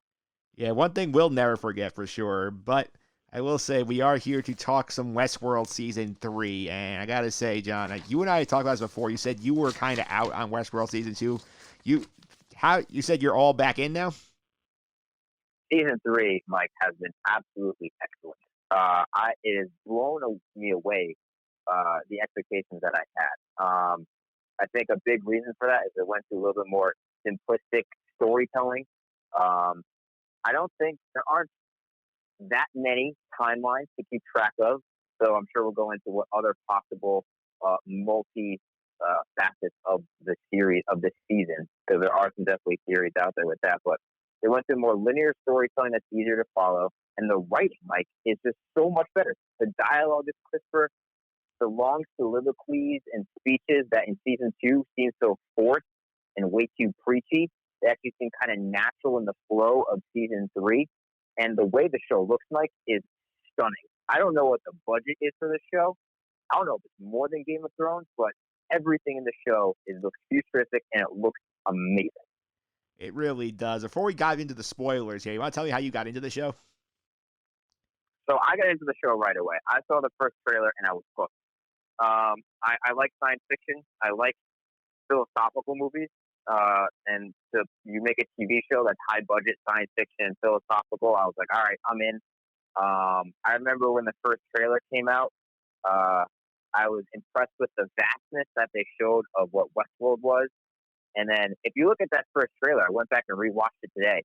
Everything about Westworld was big and expansive and large vistas and landscapes. And then everything that happened within Delos and within the Westworld administration aspect was so claustrophobic and dark compared to Westworld. And I love that dichotomy in that trailer. So it hooked me right away. I also can't deny that Anthony Hopkins being linked to the show was a huge plus for me. Just having spitting wisdom in the trailer, I was all about that. I'm a big Anthony Hopkins fan. And I remember watching the trailer the first time I saw it. I remember there's the Man in Black, but he was the one who was reciting all the heroic lines about finding themselves and finding the truth. And I was like, are they really having the bad guy wearing all black and being that menacing? And I thought it was an interesting piece of storytelling within the trailer. Now, obviously, the way the story unfolded told a little bit of a different tale in all these aspects, but I was hooked right away from the first trailer. I loved all of season 1. I watched it right away. Season 2, as you mentioned earlier, I definitely fell out of love with because it was not as strong. It got too complicated, too convoluted. And I would wait until Wednesday or Thursday the following week to watch it. But season 3, I'm back on either. I'm not watching it Sunday night. I'm watching it as soon as I can on Monday to make sure I don't miss anything. Season 3 has been excellent. I'm all the way back in. I'm all aboard the train. Yeah, I'm glad you are. I'm back in with you. If you want my origin story, I told it last week on the podcast at Sam's when we talked about the first 3 episodes of the season. I'm not going to bore the new listeners with it again, but I'm going to throw the spoiler warning up because we have to get into what happened in episode 4 last night.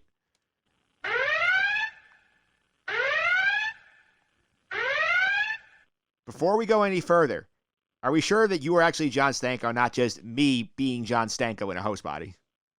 Yeah, I don't know. Are we in the simulation world or are we in the real world? Which world are we in, Michael? We don't know.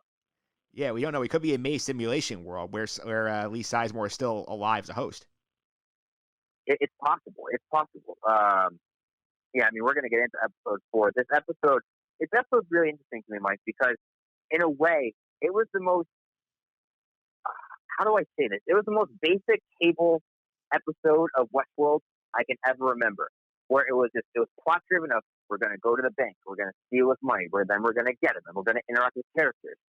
And it was very simple in its storytelling, but yet also at the end of it, it had what possibly the fulcrum moment of season 4, where we realized that Dolores is everybody. So it was simplistic in the way it told the story, but in the end, it still had one of the biggest twists, if not the biggest twist of the season. So I love that dichotomy in this episode, and it was a phenomenal episode of TV.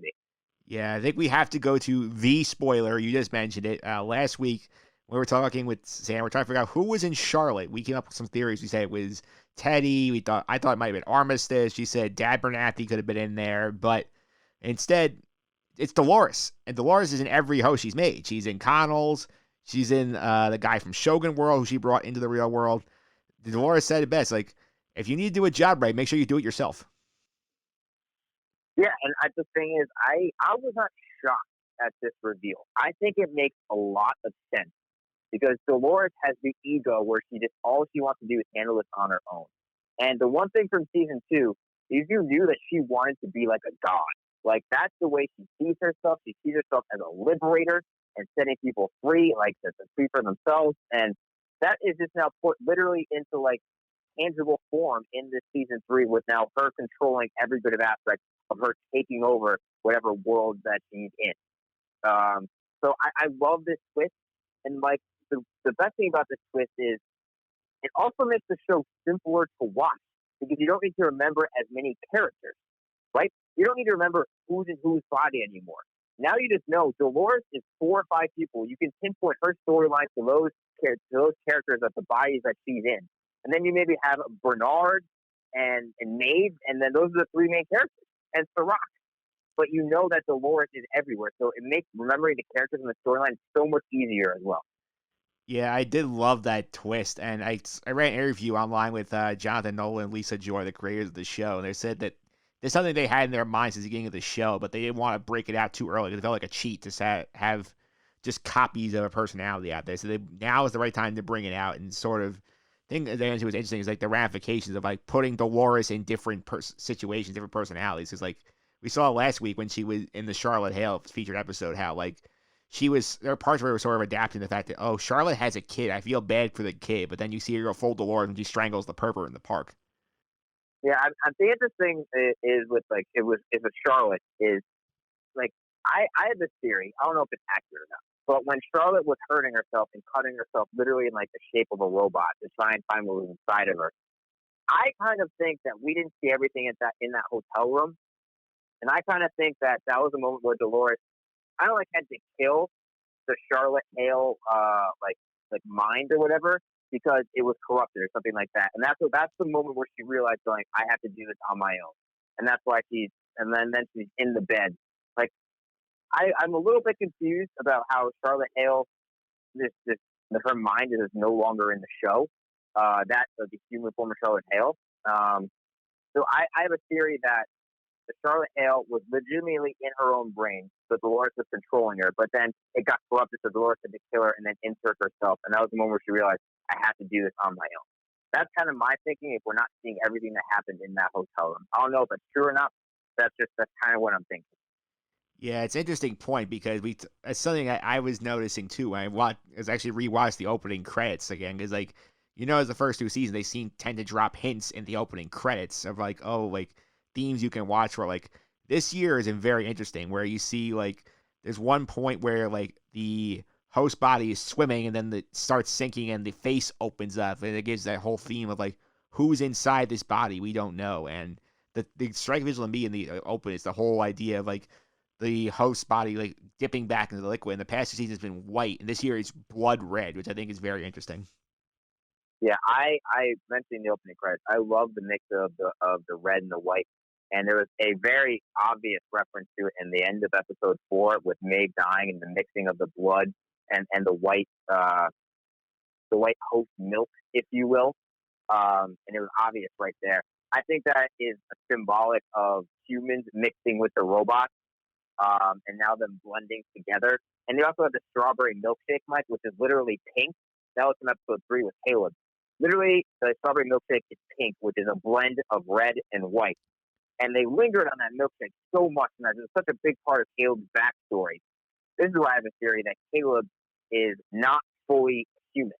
I have a theory that Caleb is partially machine, partially human, and that's why the pink milkshake with him and his backstory is going to play prevalent in episodes going forward. That's the theory I have there, which connects back to the opening credits that you talked about. Now there's so many different hints in there. Yeah, I also like the thing that the visual credits are interesting is like when you see the host swimming towards the surface and he sticks his hand up and pierces the surface and you see the reflection comes on the other side. It's another interesting thing to consider is like, oh, like there are different parts of the personality coming out. Are we getting a true mirror image of the hosts in the real world? Like that, or is it being distorted a little bit like we talked about earlier? Well, I think the thing with the mirrors, Mike, is I think there are two different worlds. I think there's a simulation world, which Sirach is in with Maeve, which is kind of living within Rehoboam, and Rehoboam is creating the real world to the best of its capability. And then there's the real world, which has Dolores in it with Caleb and Bernard, but Sirach is not in that real world yet because he's still trying to figure out how to use Maeve to get what he wants from Dolores. That's what I think, because that's what I get with the mirroring, is there's two different worlds going on that are reflecting each other, but there's always a warp in the mirror where something's not entirely right.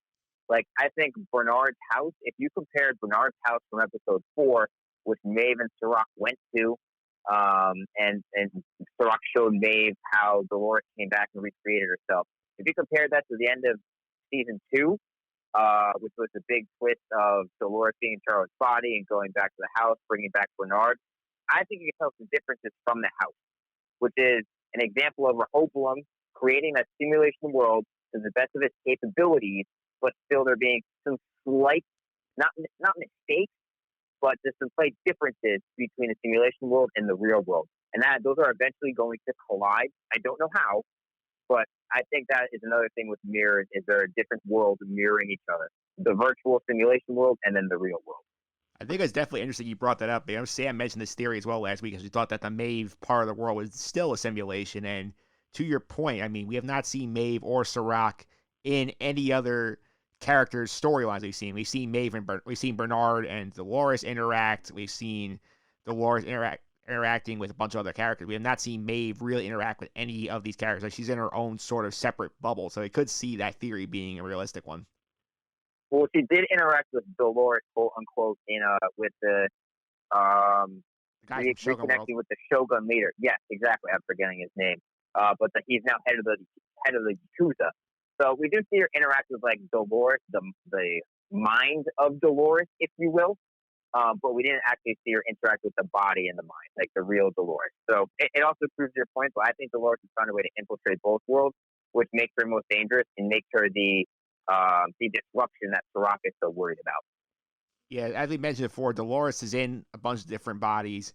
One other thing that's interesting is that she did make Bernard back, and she apparently did bring Bernard's brain ball back, but you have to wonder, and this is something that I think is theorized and interesting now, like, is Bernard really Bernard, or is Bernard just Bernard with a dormant Dolores personality looming underneath him? I think Bernard is Bernard, because I think if you go back to episode 1, if you go back to season 1, Dolores was part of creating Bernard with Ford, right? Like, that was how Bernard came to be, with the help of Dolores and understanding. So I think that if Dolores is acting like a god, you always cherish your first creation, if you will. Like, you always go back to it. And that's why I think she can't, like, let him die, because he is the first thing that Dolores ever made and brought to life with free will and a conscience. So if Bernard were to die, then I think that would simulate something to Dolores where she has failed in being a god already and being that creator and liberator that she wants. So I do think Bernard is Bernard. I still do believe that, and I believe that wholeheartedly. Yeah, I could see that point. My theory is more of this, is that, like, we've seen him fiddling around with, like, the button and running diagnostics on himself to see if Dolores is interacting with him, interfering with him. And it wouldn't surprise you, because she said back at the beginning of the end of season 2, actually, she said, like, I want you here to check on me in case I go too far. you have a role to play. And I wonder, like, if Bernard doesn't play the role correctly, if there is a part of Dolores in him that she can just override the Bernard personality and take over. Yeah, that's definitely a possibility. I mean, you could tell Bernard is worried about it. He's worried that he's under the control of somebody else. So there may be a way where Dolores has an edge on him, and Bernard doesn't know it yet. That may be a reveal at the end of the season. I personally hope that's not the case. I hope Bernard is still of free will and has a little bit of freedom in his decisions, if you will. But we didn't see what happened to him at the end of episode 4. He was confronted by the handsome Scottish bodyguard that Dolores killed and then re-implanted herself into. So we didn't see what happened to him at the end of episode 4. So maybe something happens early in episode 5 that will help with your theory there. Yeah, really interesting. Episode 5 is going to be interesting. The other big part of this storyline that we got this week, which we hadn't had the first 3 episodes, is the return of Ed Harris as the Man in Black. We got the William storyline coming back, and I got to say, this is fantastic acting by Ed Harris about the whole person, being haunted by killing his daughter and questioning his nature of reality and wondering if he is really there, if it's all just like in his head and he's not really who he thinks he is. Yeah, him coming back, I love his character. He's probably my favorite character that's run through all the season, just because I love the mental pretzel that he puts himself in by overthinking everything. You always have that friend who's overthinking stuff, right? Who is always second guessing the decisions that he wants to make, even though he knows the decision that he wants and that his decision is probably right. And that's what I feel with Ed Harris' character in The Man in Black. I mean, Charlotte, if you will, quote unquote, Charlotte tricked him into a mental hospital at the end of the episode, where he asks the big question, who am I? Is he a host? Is he a human? So, Mike, I'll ask you this question. I'll turn the tables on to you, but I'll let you answer first. Do you think he's host or human? I'm very tempted to say he's a host because, again, we still have that carrot of the season 2 like post-credit scene of him being revealed to be a host at some point in the future, being run through the Delos loop like he did to his father-in-law. I'd be tempted to say, like, this is really the beginning of that storyline, and Dolores' line there at the end about, like, this is the end of the game, or something to that effect. I forgot what the exact line was, but makes you realize, like, oh, maybe he did die at the end of season 2, and they just sort of stuck his personality in a host to punish him for all the bad things he's doing.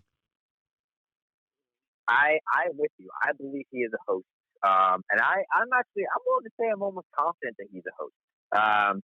That line that Dolores says at the end of the game is, this is the end of the game, is he's gotten to the center of the maze of discovering who he truly is. And I think if you go back to when he was shaving himself and Charlotte, again, quote unquote, asked, why don't you use the bathroom? He says, I don't go in there. I think that the Man in Black, after his wife killed herself, I think he also killed himself due to the grief. Because if you look, there's the blood, right, dripping on his head at the start of the episode, which is his wife, right? She cut herself. But when in that same opening sequence, when there's that transition of the water and him coming up and getting out of the tub that's overfilled, there's no blood. It looks like he was drowning. It looks like he drowned himself. So maybe he took drugs or something and killed himself and then came back as a host, if you will.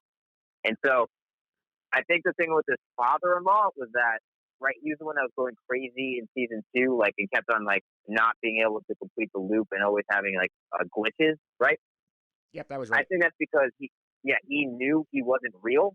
I think that with the Man in Black, the reason that he hasn't completely and utterly lost his mind yet is because he's learning by himself that he is not real. He's coming to the consciousness himself and making his own assumption. He has no hint to the fact that he is fake. He's doing it all himself and learning himself. So I really do think he's a host. And I think, I don't know if that's going to make me like or dislike the character more or less, but I do think he is a host who, again, is going to become, I think, a disruption because he's going to have that own self-inclination of he realizes himself that what he did and how he got to where he is and where he got his mind at. I will say I was very happy to see his daughter come back into the show as a flashback. I'm not usually a fan of those haunting flashbacks, if you will, but I think he's actually worked really effectively in this episode.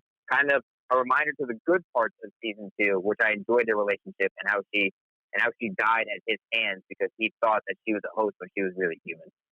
Yeah, that part was fascinating. And I do like what you said earlier about how, like, they sort of condensed the character flow here. Because there was a point, I think, like, Season 2, I think they at one point they had about like 15 main characters created, which I feel like was way too much. Now it's about like 7 or 8, and like you really can put these people in pairs now, which is easy. You have Sirach and Maeve, you have Bernard and Stubbs, you have Dolores and Caleb, and like those like pairings make it easier to keep track of the story, like who's interacting with who and like stuff like that.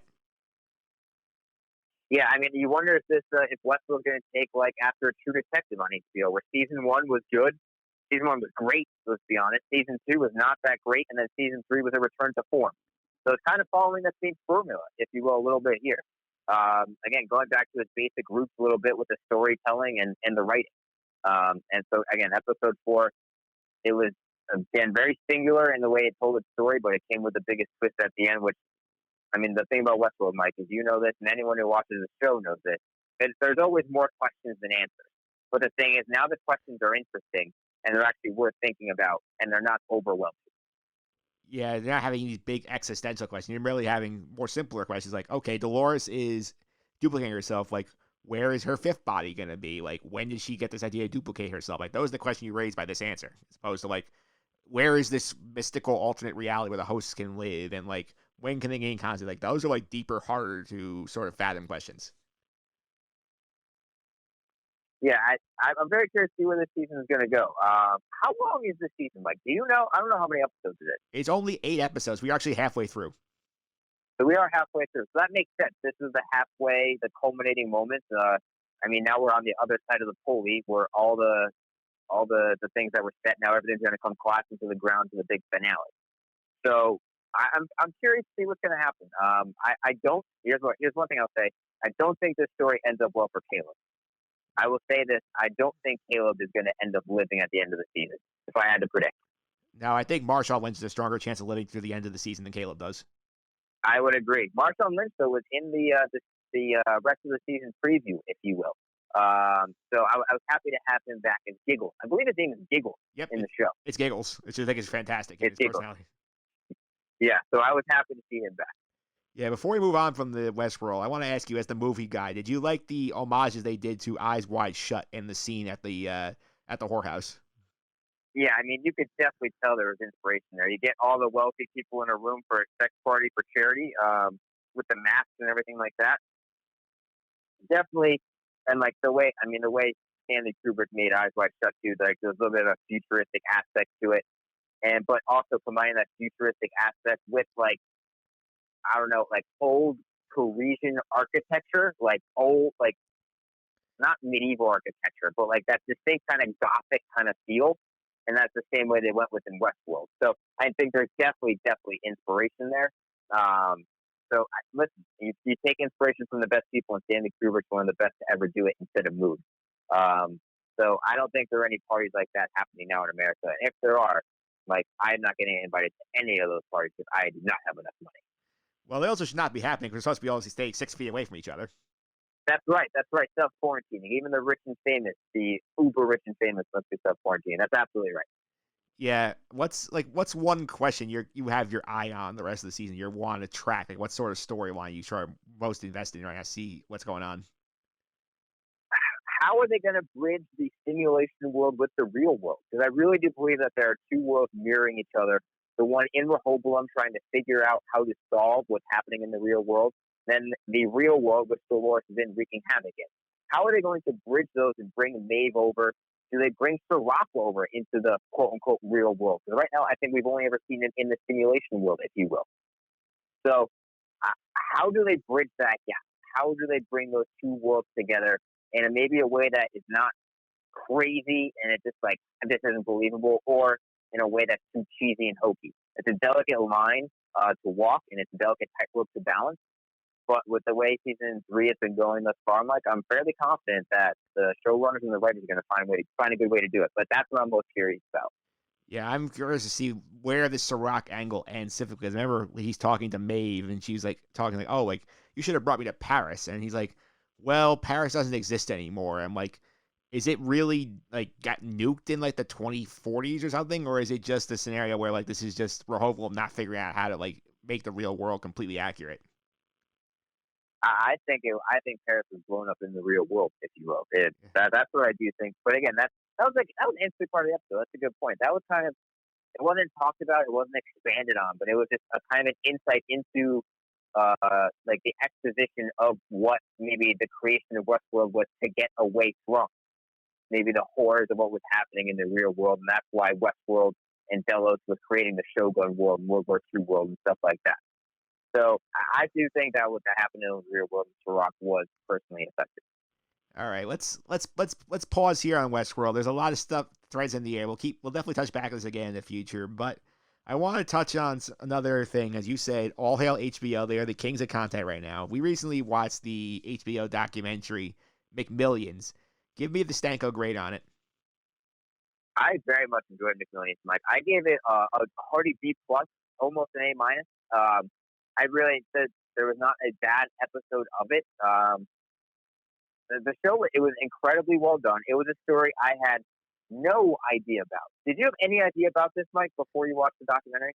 I remember reading an article briefly about it a couple of years ago. I kind of slipped my mind. But then once I watched this thing, I saw all the pieces coming together, all the ridiculous lengths these people were going to try and con the game the system there. And I was like, this is amazing. Yeah, I had no idea. This is a confession, Mike. I have never played the Monopoly game at McDonald's. I can't remember the last time I had McDonald's. It's probably 6 or 7 years. I never had it growing up. So the whole McDonald's culture and obsession is literally foreign to me because I just didn't grow up with it. My parents never got McDonald's for me as a kid. So seeing that was incredibly interesting to me and how people were like crazy for it. And it was a daily routine to go to McDonald's and to play this game. That part of me also blew me away is how big of a cultural footprint that McDonald's and the Monopoly game had at this point in history. Yeah, I love this thing. And like, who is your favorite character that they talked to throughout this piece? Who's your favorite interview subject? Oh, this is tough because the thing of, the showrunners of McMillions struck gold because almost every single person they interviewed was a character in itself. Like nobody was boring. Everyone had a unique look or the way they talked or the way they told their stories. Everyone was great. I secretly think, this is not my pick, but this is an honorable mention. Mark Devereaux, the lawyer, was secretly the funniest person on the show. He had so many digs. He's just wearing his 3-piece suit with the vest. And he's just like, some people are stupid. Like, he talked not down to people, but like he knew that he was needling them a little bit. And I thought he was really funny. But the person I find most interesting in the show would be Robin Colombo. Because her story and being in like a love triangle with Jerry Colombo and Jerry Jacobson, and the way she talked about every story she told is that she was never at fault, and the way she looked, it was like she was crazy. Like everything about her was absolutely crazy, but yet you couldn't take your eyes off her at all. Yeah, she was fun for sure. I have a tie for me. Like number one thing, AJ Guam, the guy who like basically took over as one of the main recruiters after Jerry Colombo dies, and the thing may not have been a mob hit. Like he was fantastic. Like the stories he was telling and like how like dark he was with his like sense of humor. Like he was fantastic. And of course, I have to give a shout out to Doug Matthews, the FBI agent who really gets the case going. The fact he has the balls to show up to the McDonald's meeting in the complete gold suit just was like I was on the floor laughing. Yeah, Doug Matthews, again, absolute documentary gold with the way he told his stories. You could tell that man loved to talk. Like, he just never shut up. You could just leave the camera rolling for a day and he would continue talking. I'll admit, he probably got a little bit on my nerves because, like, I think he knew that he sounded really cool. Like, I don't know. He reminded me of the kid in high school where he would like jump on the table at lunch and like be loud, and it'd be funny a couple times, but then after a week of him doing it straight, you're like, all right, kid, get down. You could tone it down a little bit. You don't need to be at 100 every single time. But there were times where I loved when Matthews, Mike, touching on why you liked him, when he wanted to be the first one to get an arrest when they were finally bringing everybody in, yet he could find no way to do it. He was so frustrated that he was trying to scheme any way possible to get in there and get his arrest. But he was the last one to possibly get it. Yeah, and I believe he's arresting Guam too, which is actually funny. He was arresting Guam, yeah. Yeah, I love Guam. I don't know. Did you follow the McMillions podcast? I did follow the McMillions podcast. I love actually the last episode where Tom Segura was interviewing the host of the show. I thought that was actually a great finale to it too. People that didn't actually see that last one, it was really, really good. Yeah, they did one out there every episode. They snuck a bonus episode in there at the end. I think that was great. I love Guam because Guam was literally just like shooting, like basically just shooting from the hip, like no F's given to like what was going on, and like he basically is like, yeah, I did this, so what? Yeah, his self-confidence is super high, but also his like self-realization of like, yeah, I know what I am, I know what I do, I know I did some bad things, I know I put myself in the hole, but like he's so self-confident he could talk about it in a way where you don't think less of him. It's like, damn, this guy's got all this confidence to talk about this openly. He's a magnet. He was a really, really good interview. He was great. So before we move on to McMillions, what was the most unbelievable thing you saw in the entire piece? The most unbelievable. I mean, let's be real. Is it the son? The Colombo family. I can't remember the husband and wife who were interviewed throughout the thing. Who eventually told who I think it was Frank. I want to say. Yeah, but I mean, this isn't my answer. But when their son walked in at the end of the document, at the end of the last episode, and he worked at McDonald's, a completely genuine thing that the producers of the show didn't know, where they all cracked up laughing. That was a really funny moment. But the most unbelievable thing in the show. The most unbelievable thing in the show is how the people who were taking these winning tickets, how they always just bought into it and they never thought this is too good to be true. I know that some of the people who took the tickets were in hard positions where they're paying off bills and they needed the money and stuff like that, but it's like, this is too good to be true. Someone's literally handing you a $25,000 winning ticket, and you think that you're going to get away with this scot-free and that there's not going to be any connections to it. The people bought into it. It makes me think that everyone who was selling the tickets, like Colombo or Guam or Jerry Jacobson, they were really good salesmen to get them to buy the tickets. But that blew me away with how many people took the opportunity without blinking an eye, going, "Yeah, this sounds great. I'll do this. This is fine. This won't bite me in the butt later." Yeah, I think for me there were two things. Number one was the mob style hit that they put on Jerry Colombo. He ends up dying from the car accident. That literally was straight out of like a gangster movie. Like that was pretty nuts. And the other thing was like how like whenever they interviewed these winners, like all of them except for Gloria Brown were like so quick to like just talk like, oh yeah, I had this great story. I found the ticket in a magazine, blah blah blah blah blah. And then none of them were suspicious at all that something funky was up with this. Well, Gloria Brown's the only one who actually had a clue. Like, you know what? Maybe I shouldn't be talking about where I got this ticket from. Yeah, that's a great point, Mike. You're right. The interviews where the FBI was doing the fake interviews to get all the information, and those were so funny because of how elaborate the stories were and how, I believe the first one they showed in the documentary, the person they were interviewing said that he immediately thought that the lady hosting him, that she liked him. And it's because she was being so nice to him and stuff like that, and how she was smitten by him. And it's like, oh my God, these people are so full of themselves. They're just going to tell the story to the camera. They don't know that they're indicting themselves and giving themselves away. That is a really good point with how open so many people were with the lie. Imagine if they all went to Las Vegas, Mike, like they were supposed to. Imagine if they had that big party in Las Vegas with all the winners. Oh my God, like they basically all be hanging themselves with like the rope they were giving the investigators these stories. Yeah, exactly. It'd be absolutely crazy. But those were very entertaining. Yeah, those were very entertaining. Those were eye-opening of the personalities of the people who would accept the winning tickets. Indeed. Let's go to some other stuff you've been keeping your eye on. The Stanko stance has been very busy keeping an eye on things. I saw you went through every episode of Love is Blind. What was your take on that show? Oh, Mike, the show sucks. Mike, the show is terrible. But I watched every single episode. Mike, I don't know why I did it. It was a garbage TV show. I hate everything about this TV show, Mike. I hate almost everybody on it for the most part. It was so cringeworthy. I also just don't believe in the concept at all. Like, physical attraction is part of loving somebody. That is just a natural thing. Why fight that? You don't need to fight it. It's like a real thing in life. Like, it's fine to admit, like, if you don't think someone's as pretty as somebody else. It's okay. It's not rude. So I didn't like the concept from the start. And then the people, how crazy are you, Mike, to propose after 3 days of knowing somebody? 3. Or whatever it was. It was 10 if you went all the way through with it. Mike, that's insane.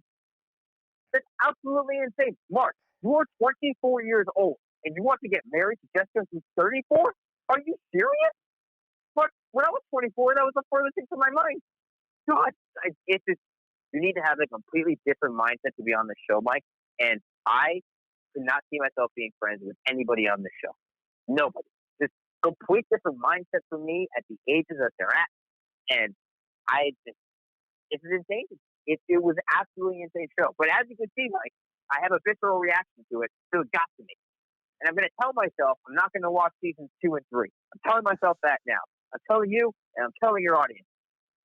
You're not. But I'm also telling you, I'm probably going to cave when the new seasons come out, and I'll hate watch it just as much as I did season 1. The show stinks. Carlton is the worst. Did you watch this? Did you watch, Mike? I did not watch. I was asking you. Oh, Mike, you should watch to get a taste for how much you can hate a person on TV. And again, I'm sure these people are very nice in real life. You know what? I'm not sure they wouldn't be friends with any of them, but just to go on this show and to think it would work and to leave your job to do it and to buy into it, there's no part of me that bought into this that this could be real. Zero. Yeah, so I'm guessing it's getting a solid D from you. I'm guessing. I mean, the thing is, I watched all of it and I had a visceral reaction, and it was just, I don't know. It was garbage. It was garbage TV. It was peak garbage TV, and I was a sucker for it, and I dove through the trash. Speaking of diving through the trash, I also saw you took a peek at Tiger King. I did take a peek at Tiger King. Did you watch Tiger King? I have watched one episode so far. I watched one last week because Sam sent me last week. Said I've watched the whole thing. I said, let's talk about it. Everybody's talking about it. So, what was your take on Tiger King? Tiger King was a good show.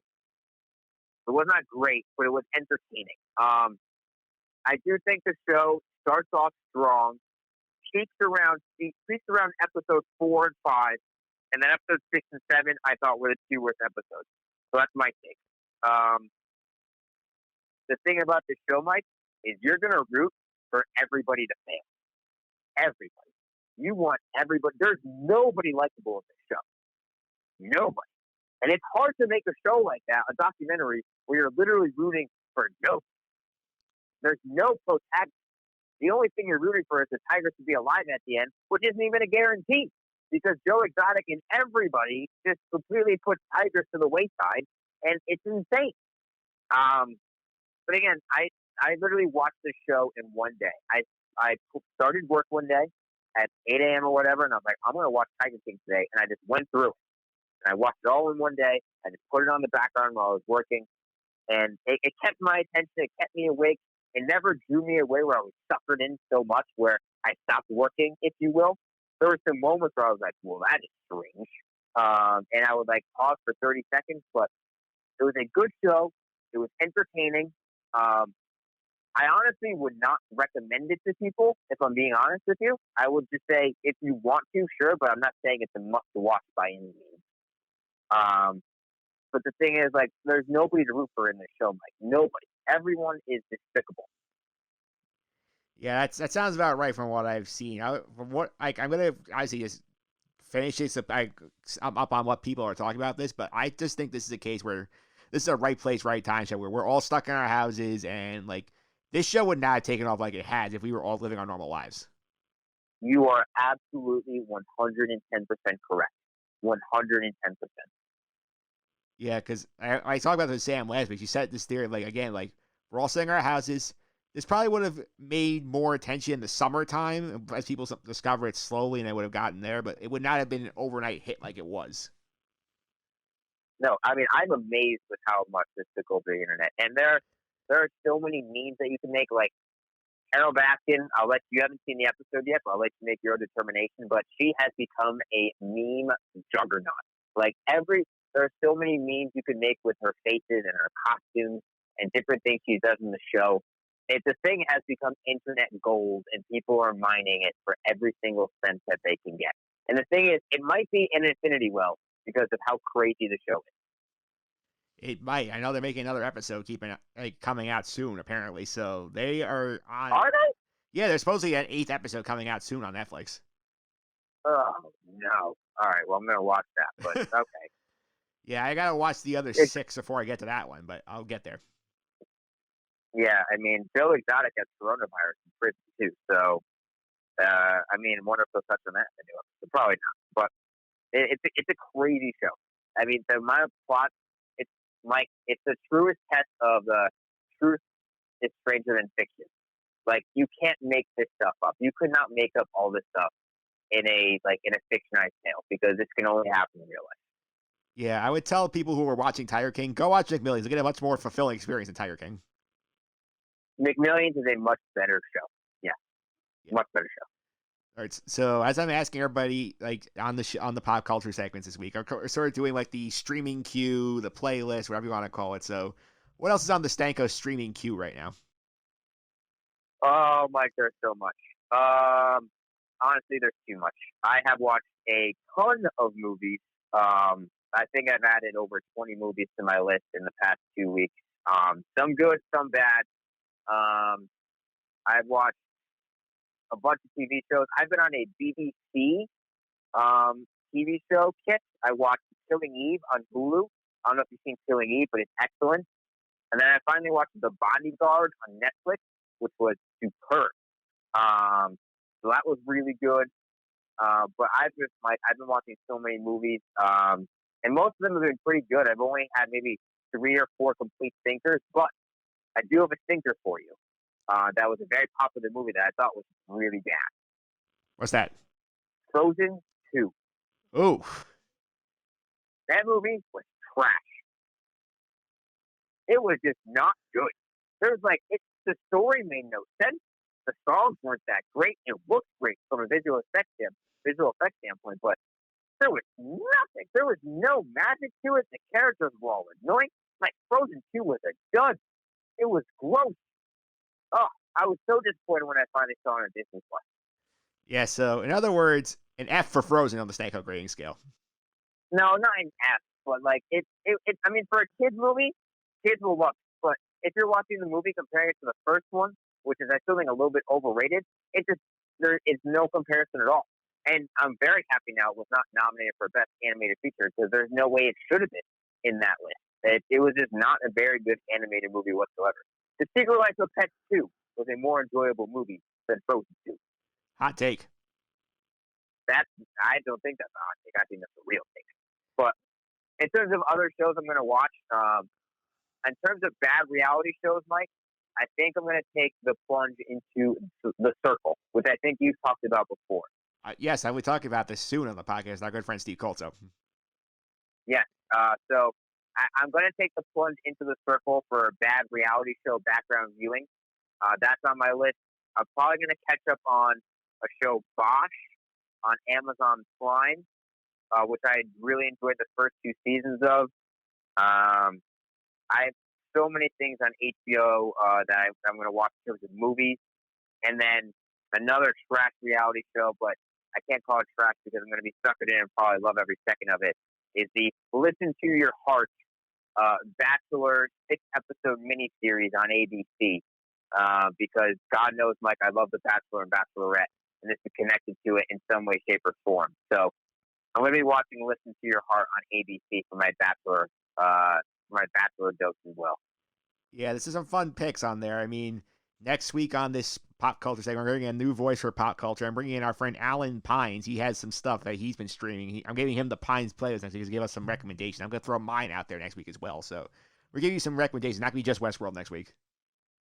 Well, the thing is, Mike, this is a time where if you were going to watch a show or movie, there's no reason now not to watch it. You have every opportunity to do it. Indeed. You can't say you don't have time anymore. Yeah, you have nothing but time. So that's the thing. So the hardest thing for me, Mike, is I've never finished Breaking Bad. Like, I think Breaking Bad was good. It wasn't great. I'm literally in the middle of season 5, and I still have not had the urge to go and finish it yet. Some people may think that's blasphemy on this podcast, but I still don't have a strong urge to go and finish it. And I probably should, but I just don't. Yeah, that's something about Breaking Bad, and you have El Camino now too as an option if you get through Breaking Bad. I mean, yeah, if I finish Breaking Bad, I can then knock a movie off my list with El Camino. But it's also very similar, the characters that Eric Paul's playing in Breaking Bad and Westworld season 3. Characters that are flawed personality-wise, have a bit of depression, and need to be at the behest of a very commanding and demeaning person in order to accomplish their task. They're both very, very similar. Yeah, next time that you're on here, we think we have this planned out for a little bit. Like, we're actually got some fun. We're going to go through my Netflix DVD queue, which I've told you on several occasions that I have movies backed up there. I think like about 30 movies in there that I get the DVDs coming in. I'm going to start catching up on that. This next time that John's on, we're going to go through that queue. John's going to reorder it and add stuff to it. I love that idea so much. I love that idea. Yeah, because I want to be like a movie professor, being like, all right, what types of movies do you like? All right, here are 5 to start with. It's like those mail services where they ship you clothes, where you can ship back the ones you don't like, but there's like a personal clothes service for you which fit your style. I want to be that for movies. Come with me with the type of movies that you like, and I'll give you 5 good recommendations, and we can go from there. I'll be your movie diary. Yeah, so basically what Stanko is doing for me, basically, is we're going to read through the queue, what it is at that point when we're to record the podcast. He's going to reorder. He's going to add some of his favorite choices to the queue, so to broaden my horizon a little bit movie-wise. Well, my first thing you got to do is you got to finish Tiger King. We'll touch base after you finish Tiger King, so I can get all your thoughts on that. Yeah, I'll finish Tiger King, and just another thought that popped in my head. We'll talk a little more movie broad strokes next time, but it feels like this coronavirus will be another reason for the Avatar sequel to be delayed. Yes, Avatar is going to be delayed, and James Cameron no longer can blame it on himself. He can blame it on the coronavirus. Yeah. Who's excited for Avatar? I don't know. They have 4 sequels in order. Nobody really asked for more than one. But the thing is, it's crazy. And the thing is, there's so much special effects with that movie and editing post that you need to have people in a room doing it together. And you can't have people in a room editing it. So Mike, this is a whole separate movie podcast topic, but the movie industry is going to change forever with this coronavirus. I think there's going to be long-lasting effects. And Avatar, James Cameron may have enough money where he may buck the trend, but there's going to be projects canceled. There's going to be production companies that approach it in a whole different way, and it's the way that we view movies and the way we get movies is going to change forever, I think, because of this coronavirus. That's a good tease for a future appearance from John Stanko, but we'll wrap this one up today, John. Thanks for hopping on. Before I let you go, a lot of people know how to find on social media and keep up with Stanko's stance. The blog, at least. I know the podcast has been a little bit MIA, but the blog is cranking very much. Yeah, the blog is cranking. Stankosstance.wordpress.com. You can find the links on my social media, which are all at jstanko99 on Twitter, Instagram, Jonathan Stanko on Facebook.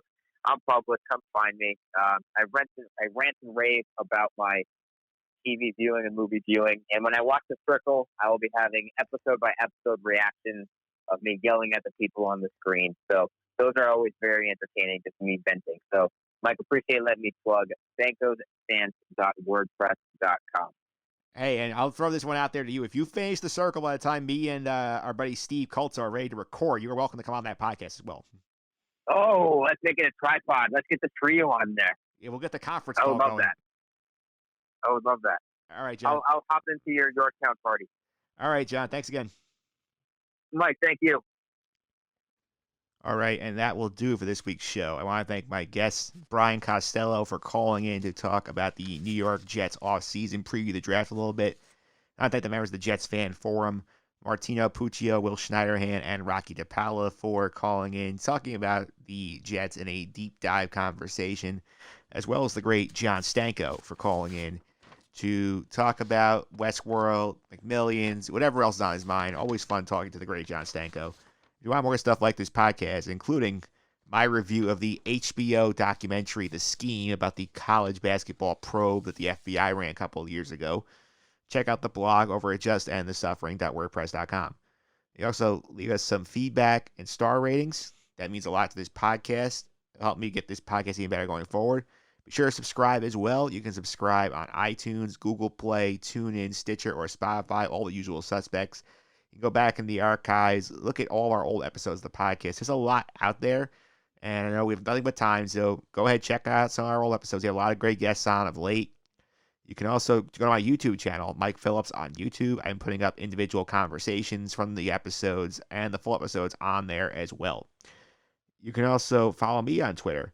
You can follow me on Twitter at mphillips331. That's MPHILLIPS 331. You made it at the end of this week's show. Tweet me at the hashtag Bernard is Bernard if you made it at the end of the podcast. Again, hashtag Bernard is Bernard. It's a little lengthy, but you have 280 characters now. You should be able to get away with it. All right, next week on the podcast coming up, we're going to do the baseball beats. Going to be calling in Will Schneiderhan and Anthony Sorbolini. We're talking about this weird plan that baseball has to do the satellite facility in Arizona, basically bring the entire league in a bubble, see how that works.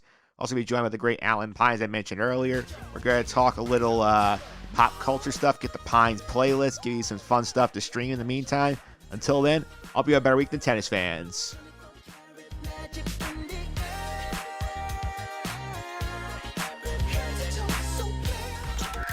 This has been the Just End the Suffering podcast. I'm out.